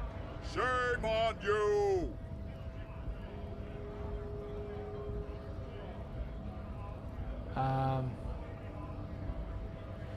Do you really need to ask this question? Suppose. When a bunch of ungrateful, lazy cockroaches can't get their act together, decide to block honest work for other people. Beats me. They mumble nonsense about boardrooms and workers' rights, while we have the right to work! There's something odd in the way he carries himself. His set of clothing looks vaguely mismatched. The different pieces of the attire seem ill-fitting. Ill-fitting? His shirt is far too small and an unpleasantly tight fit, while the overalls, held up by a belt, seem to fit a man with much more corpulence. You wearing new clothes? He ignores your question, choosing instead to turn to the emaciated workers, raising both fists in the air. The clothes are obviously not his. Silence is the answer. There's something off here, but he won't say what. You've been talking to him for quite a while now. Something is off with this guy. Ask him where he's from. Okay, gotta ask, where exactly are you from? What's it to you?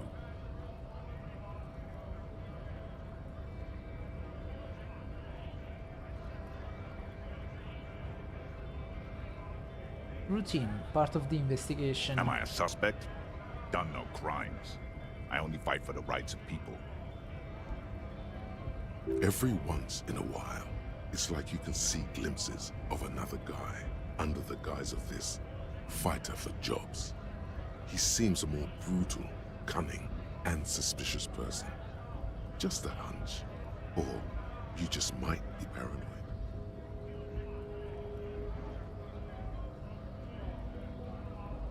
Already got that. I'm interested in your background. We're all workers, right? Workers stick together. Came from the eminent domain, in Jamrock. Backgrounds in odd jobs, heavy lifting, cargo hauling, bouncer work. I know the drill.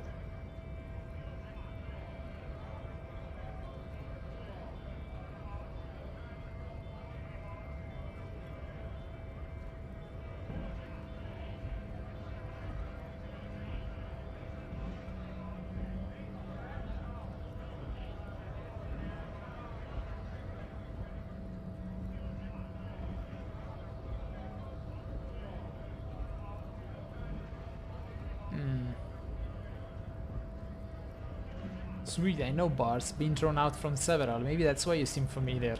Worked at Territorial. Ring a bell? Not right now, but I've been there. I don't really remember things well. Uh-huh. It was a long time ago. You don't have any tips on how to punch a guy out, do you? Say, a really big race tourist guarding a button? Not before you get in there and get your ass whooped. Learn by failure, I always say. He might have some advice, but you got to at least try to fight Measurehead first. Return if you fail.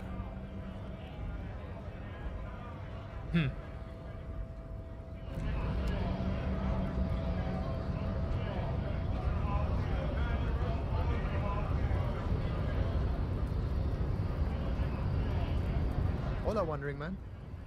How can I help you?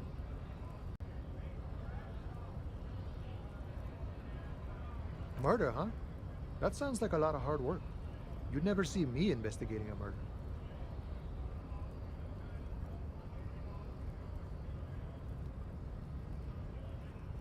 Maybe you want to help me solve it by telling me who did it? Of course, Policia. It wasn't me. You can rule me out. Easier that way. He didn't do it. It's the truth. Good talking to you.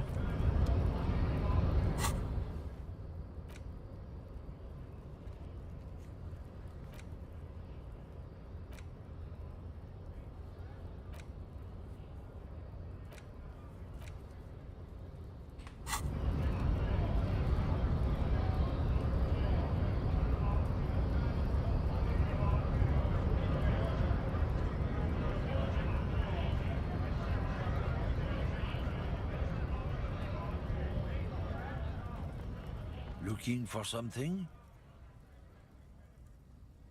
What are you holding? Oh, not much anymore. I'm here to pick up some cargo, but the dock workers are on strike, so it's a sit and wait on your ass situation. Wait, how long has this been going on then? The strike? Oh, they've been at it for a while. A month, 2 months maybe. But this here is just the last week or so. What kind of cargo? Apples. Apples. Apples is exactly the kind of thing you'd say if you had something to hide. Apples. Yeah, apples. I take it you had other questions? Oh, not much anymore. I'm here. Apples. Apples is exactly the kind of thing you'd say if you... Look, as detective. I'm here to pick up a lot. Koiko may be another derogative. For a person from Grad, you Yep, it's one of their main exports. Yeah, They I already went had down this for conversation. Ticocata. A beautiful place. Got great scenic vistas. I already had this conversation. I don't think it's gonna be useful. In fact, Yekokata is a desolate wasteland whose name literally translates to... Yeah? Says who? Then, I guess they grow apples somewhere else. You can never really tell with those koikos. They're everywhere, except their own homes. He means the people living in Grad. Yeah, you know, Gradniks, Gradvolk, those degenerates from Grad. 'Cause that's what they're all called. Koiko Pichik, Loslav Koiko, Koikovic someone. Low self-esteem, those guys have. Mind you, they look Occidental, but they're not really like us. Hey, if the name and description fit by the very grace of nature, who am I to say otherwise? So can I see the apples? Did you miss the part where I said they aren't here yet? Besides, even if I did have some, I wouldn't go putting my nose in them, huh? Relax. You've got all you can get here. He probably doesn't even know There you what go. he's hauling. Yeah.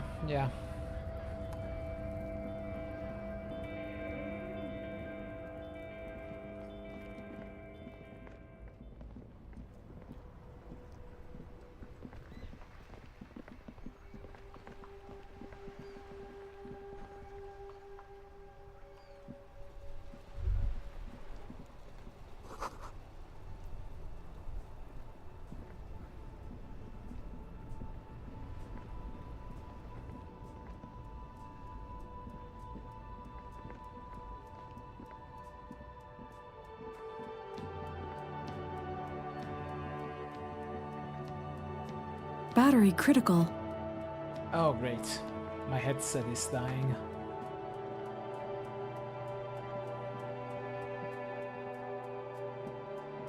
A rusting control panel with loose wires dangling out from the hole where an indicator light used to be. This panel usually closes the water lock, turning it into a bridge that lets you cross the canal. But there's a crashed Samar and Butter sign in the way. Pulling the lever probably won't do anything.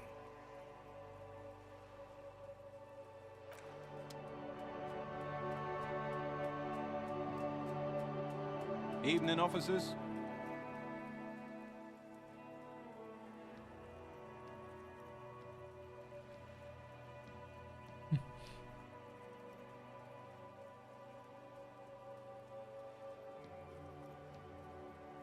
Can I have some of that salami?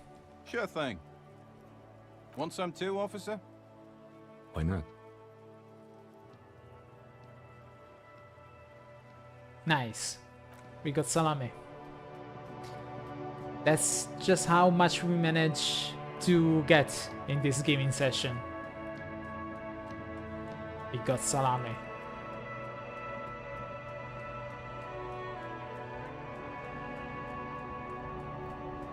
I mean, so far I got nothing.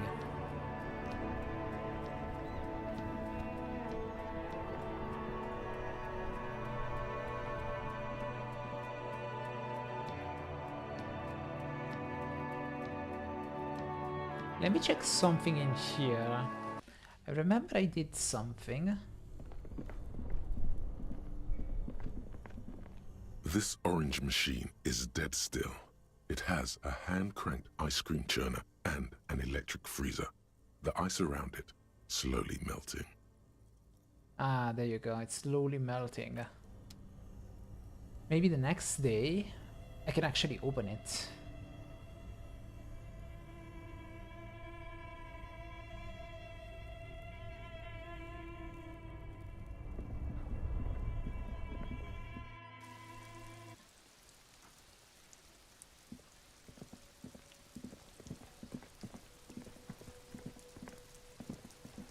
You're still here?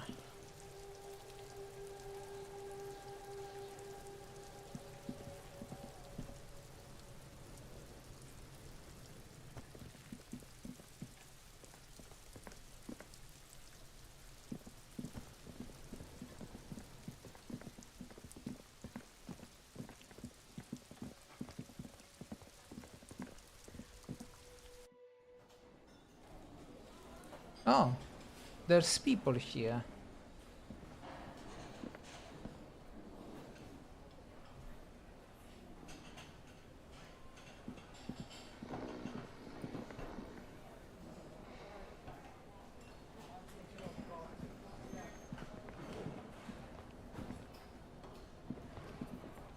Lots of people.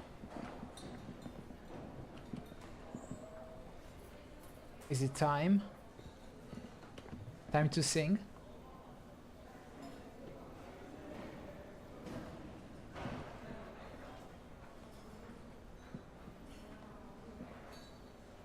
Wait, that's money.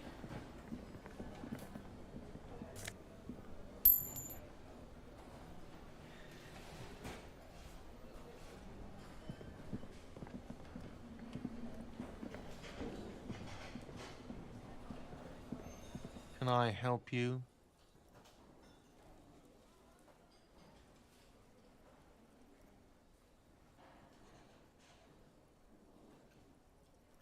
God, I saw another thing at the wheel. Another thing. Great. I love those.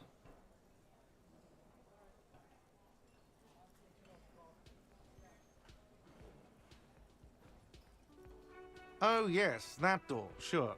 There's nothing mysterious about it. It's just a door. I already had this conversation. What else? Yes. Should I get a drink? Do I have a shaker in my hand? Is this a shaker? He sounds irritated. And it's not a shaker. It's nothing. He's holding nothing. You sound irritated. Why? All I want is a drink. Am I wearing a little bow tie? Am I wearing a bow tie and doing this? Am I smiling? Do you see me smiling and shaking my little shaker? No. Do you know why? Because you're not a bartender? That's right. I'm the cafeteria manager. I'm glad we cleared that. Was there anything else? You look like a bartender. Play it calm. This man needs to understand you need a drink to help the community deal with police stuff.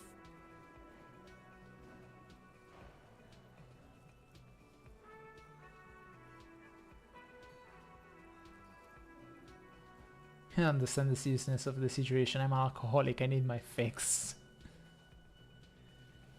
Even more reason for me not to serve you, sir. Was there anything else you needed other than alcohol? Oh, come on. All right.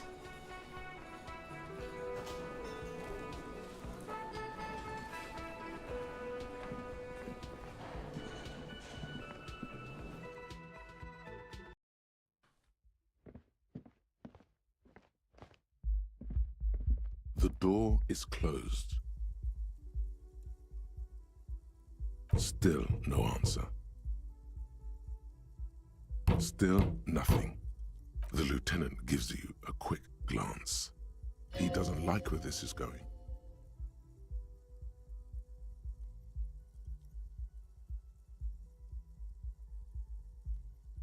This door can only be opened with a key or from the inside. Okay.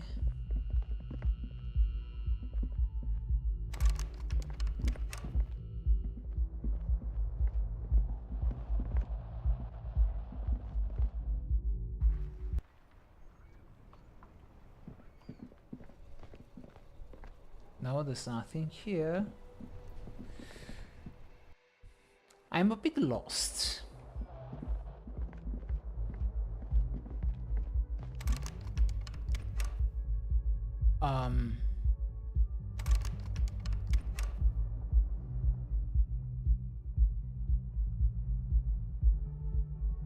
Am I locked out?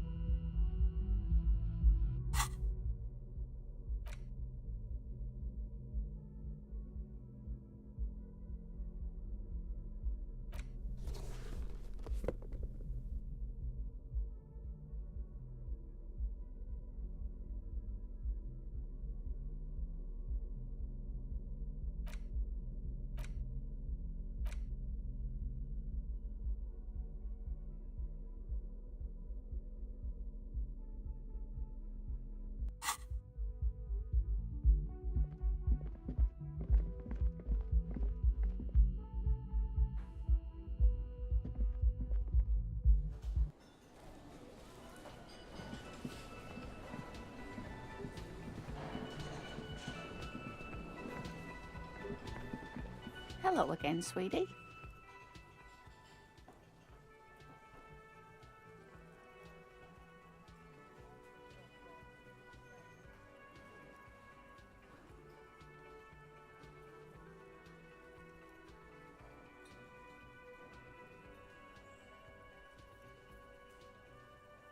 Gotta be honest.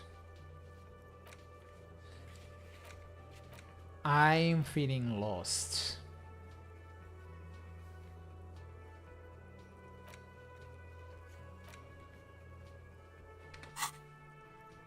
Yes, dear.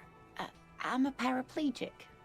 A paraplegic is someone with limited or no ability to use the lower half of their body. Paraplegia is caused by spinal cord injuries, like falling from a great height, or a grenade explosion.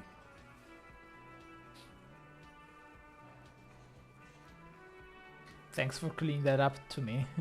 No problem. There is no bitterness in her voice. She accepted the curiosity her condition inspires a long time ago.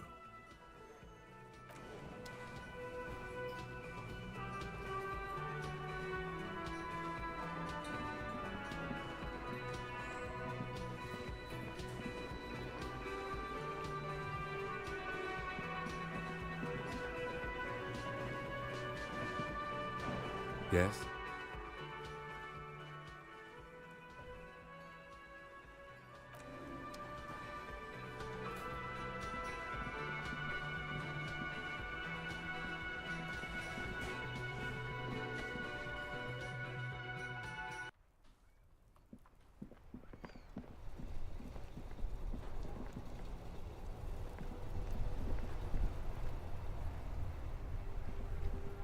Okay.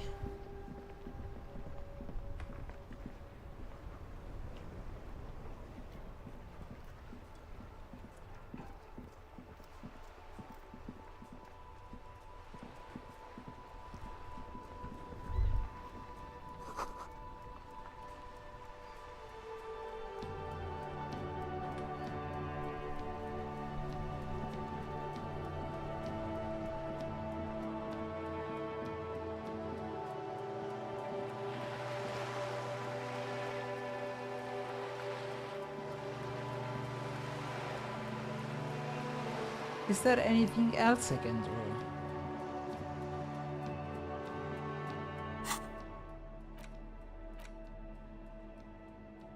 The worn map features... No, wait.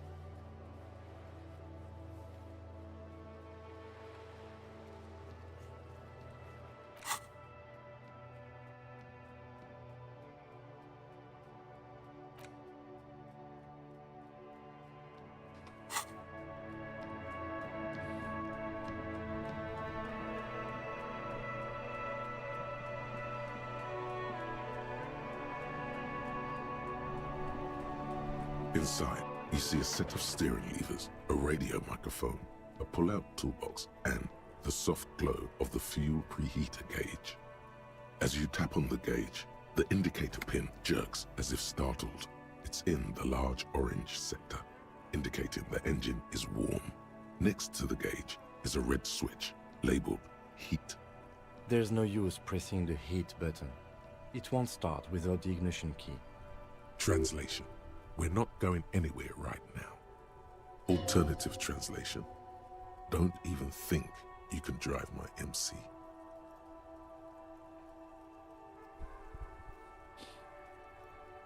The white suede feels luxurious under the touch, and the metal clutch handle so very familiar in your palm.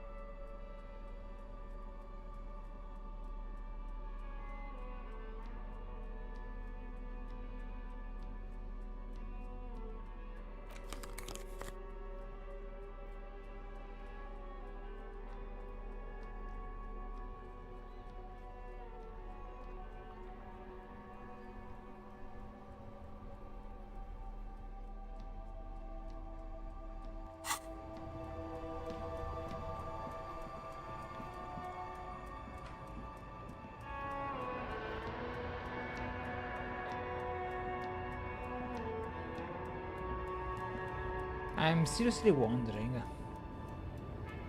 what can I do?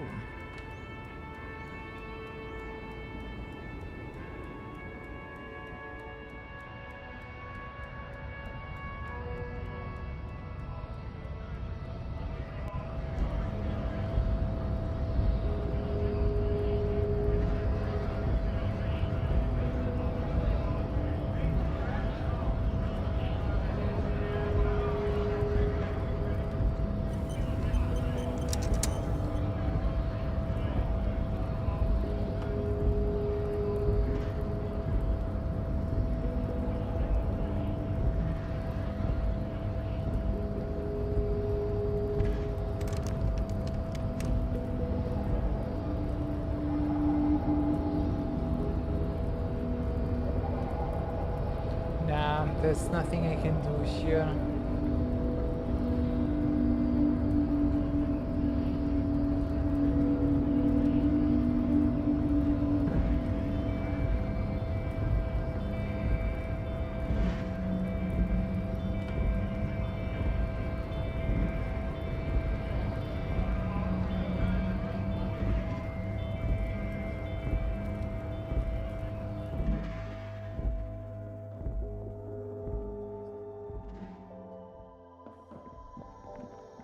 The tear machine stands in the corner.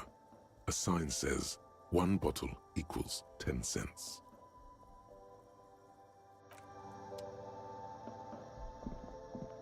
A small cabinet on the wall is filled with various medicine bottles, nasal sprays, and blister packs.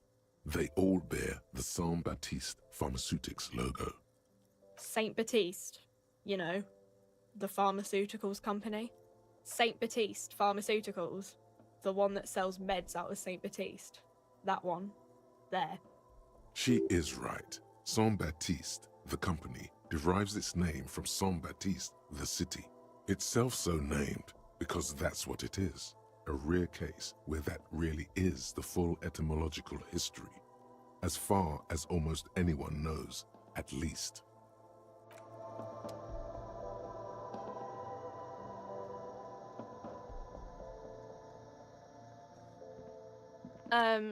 Is this about the questions again? Because I don't really know anything. A warehouse? I don't know. Maybe. I don't really care what for it does.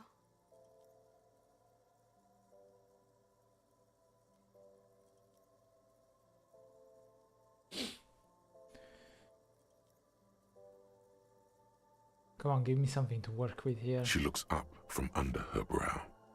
Fine. For it doesn't have a warehouse. Just a little back room here. Okay? Can you tell me anything about the dead body? I don't really know anything. I mean, I know it's there, but I haven't seen it, so... Did you know the man who died? Not really.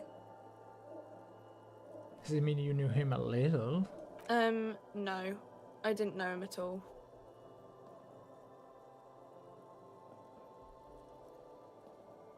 How long has it been there? I don't know, really long.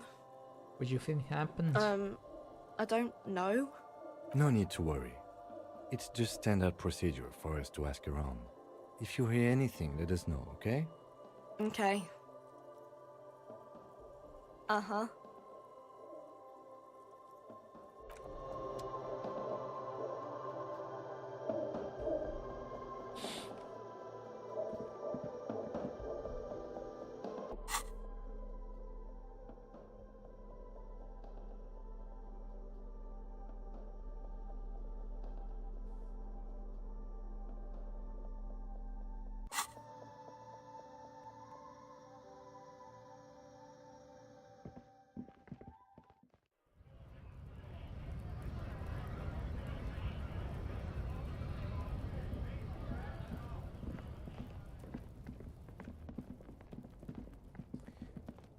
I wanted to understand how you go to sleep, because I'm pretty sure this is the time to go to sleep.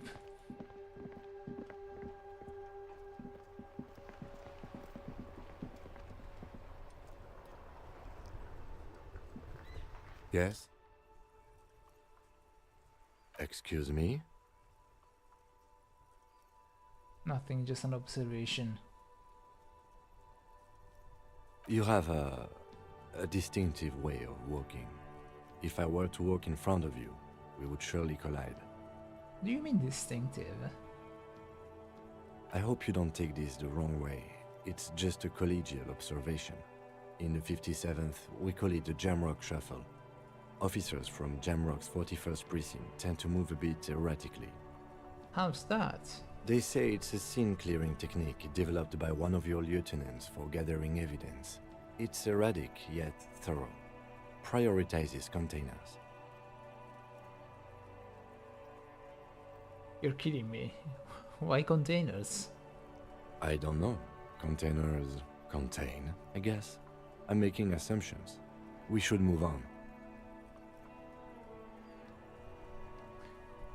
Tell me about the What case do you want to again? know? No, wait. Maybe Good. next time. But I don't know. Am I supposed to go to sleep now? I'm a little lost.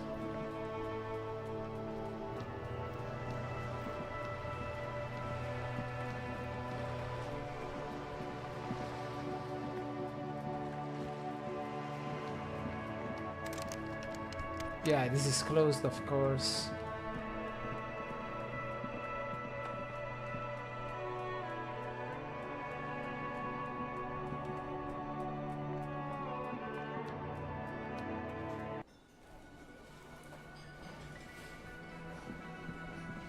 The worker is in a deep slumber.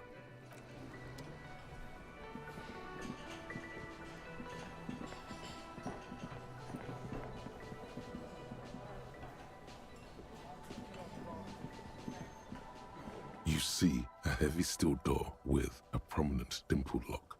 It's painted blue. Nah, dude, I don't know.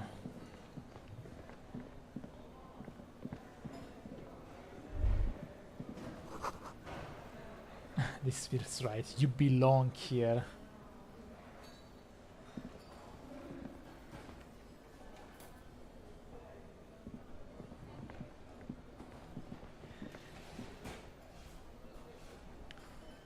Well, honestly, I don't know what to do at this point.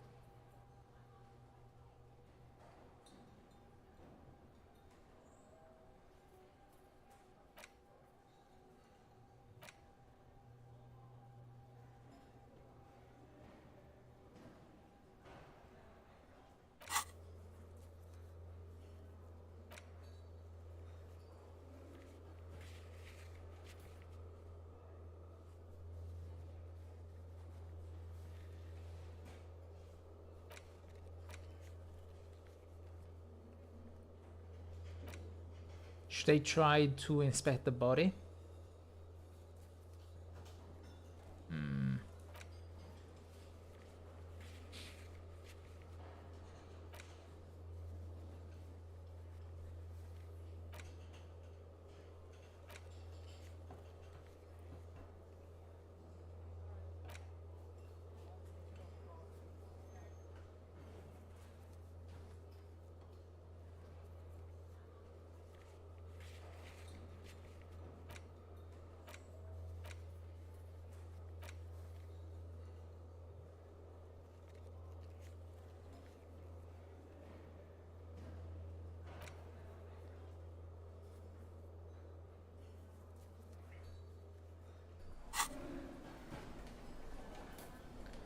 Okay, let's try one last thing with the body and then we go forward.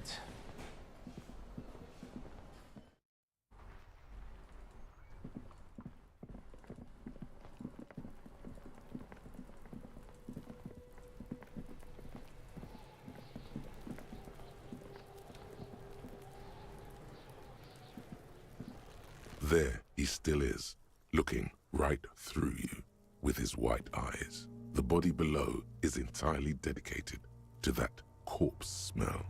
Emitting it is all it does now.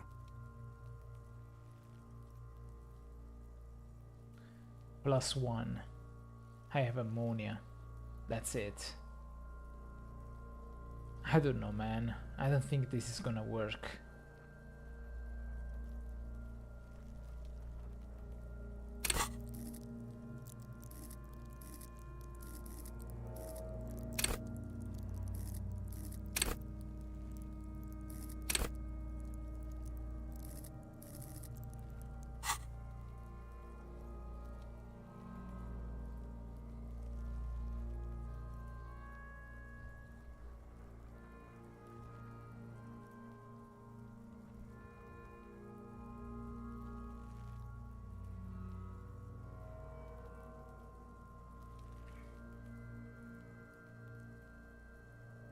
I think that's stupid to try.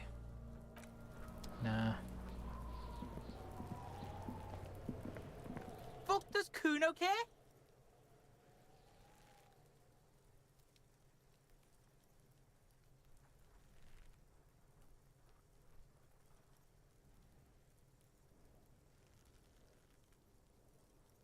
I want to discuss the body with you again, Kuna. The fuck about it?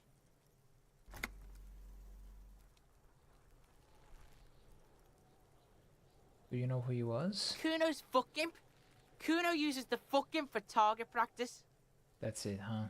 He's trying to hide the fact that he doesn't know. Kuno knows what you meant. Kuno's not a snitch. That's all.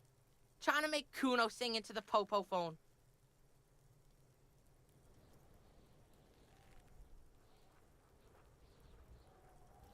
You're testing Kuno's patience here. Get lost! The fuck do you want with it? Is it? You got pretty fucked. Kuno's surprised you've still got your head after all that.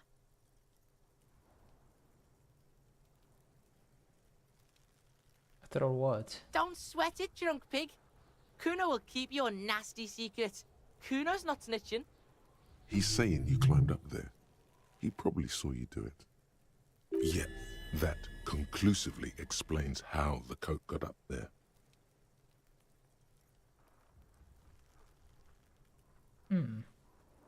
Good call, Pigmeister. Don't come and talk to Kuno about his kingdom.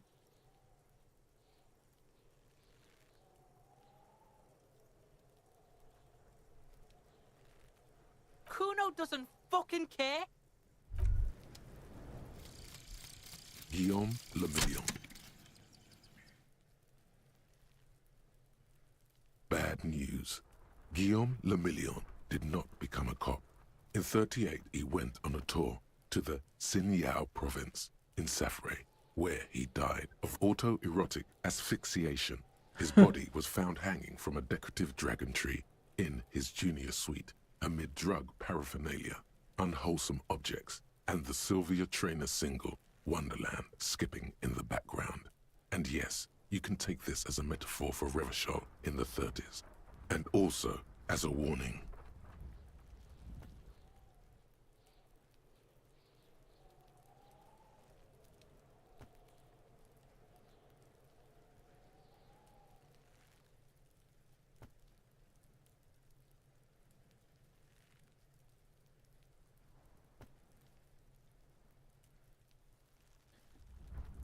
I mean, sure.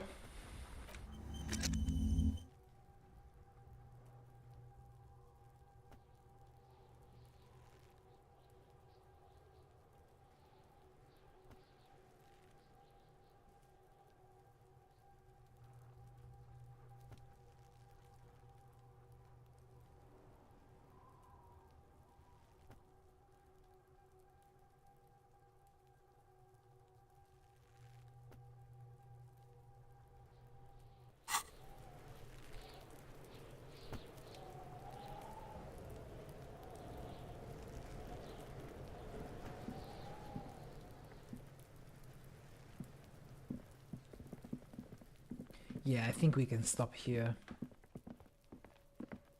The tracks are as they have ever been. A bit more worn, perhaps. Fortunately, the street sweeper still hasn't noticed their presence. Ah, you see... You can see that they go south. So maybe I could follow these tire tracks to the south. But they actually lead to the bridge, which is closed right now. Nah. Can't do it right now.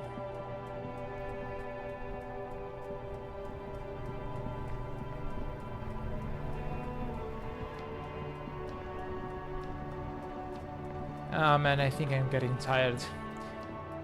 I think I'm gonna end the stream here.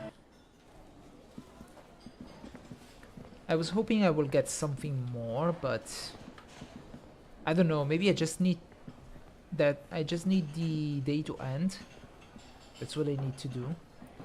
But I noticed I cannot get into the room anymore. Can I help you? Yes, have you got it? A lot.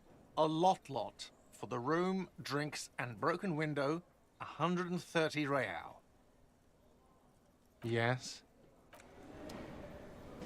So I'm not supposed to... I cannot go in that room anymore?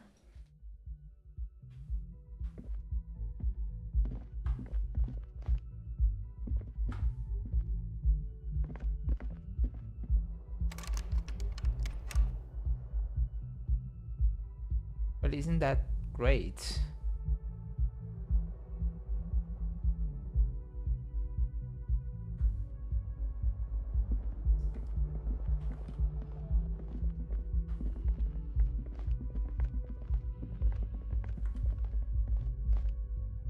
Okay, I think I can end the stream here.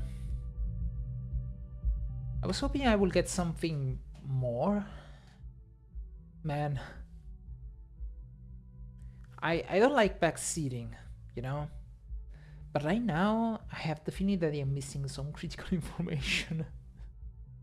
Like I just missed it, I didn't get it. I don't know. Let's save the game.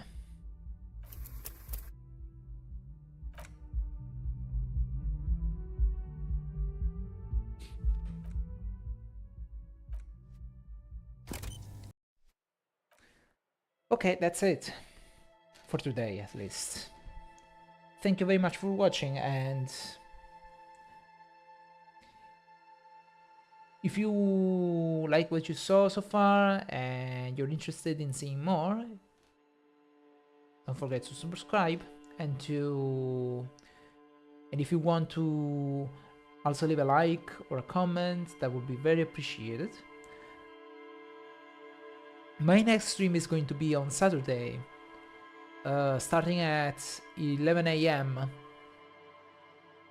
European time, GMT +1. When I'm going to continue playing Disco Elysium.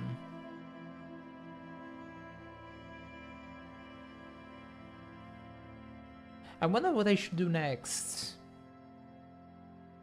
I feel like I'm looking at the map. There are some other areas that are currently off limits for me.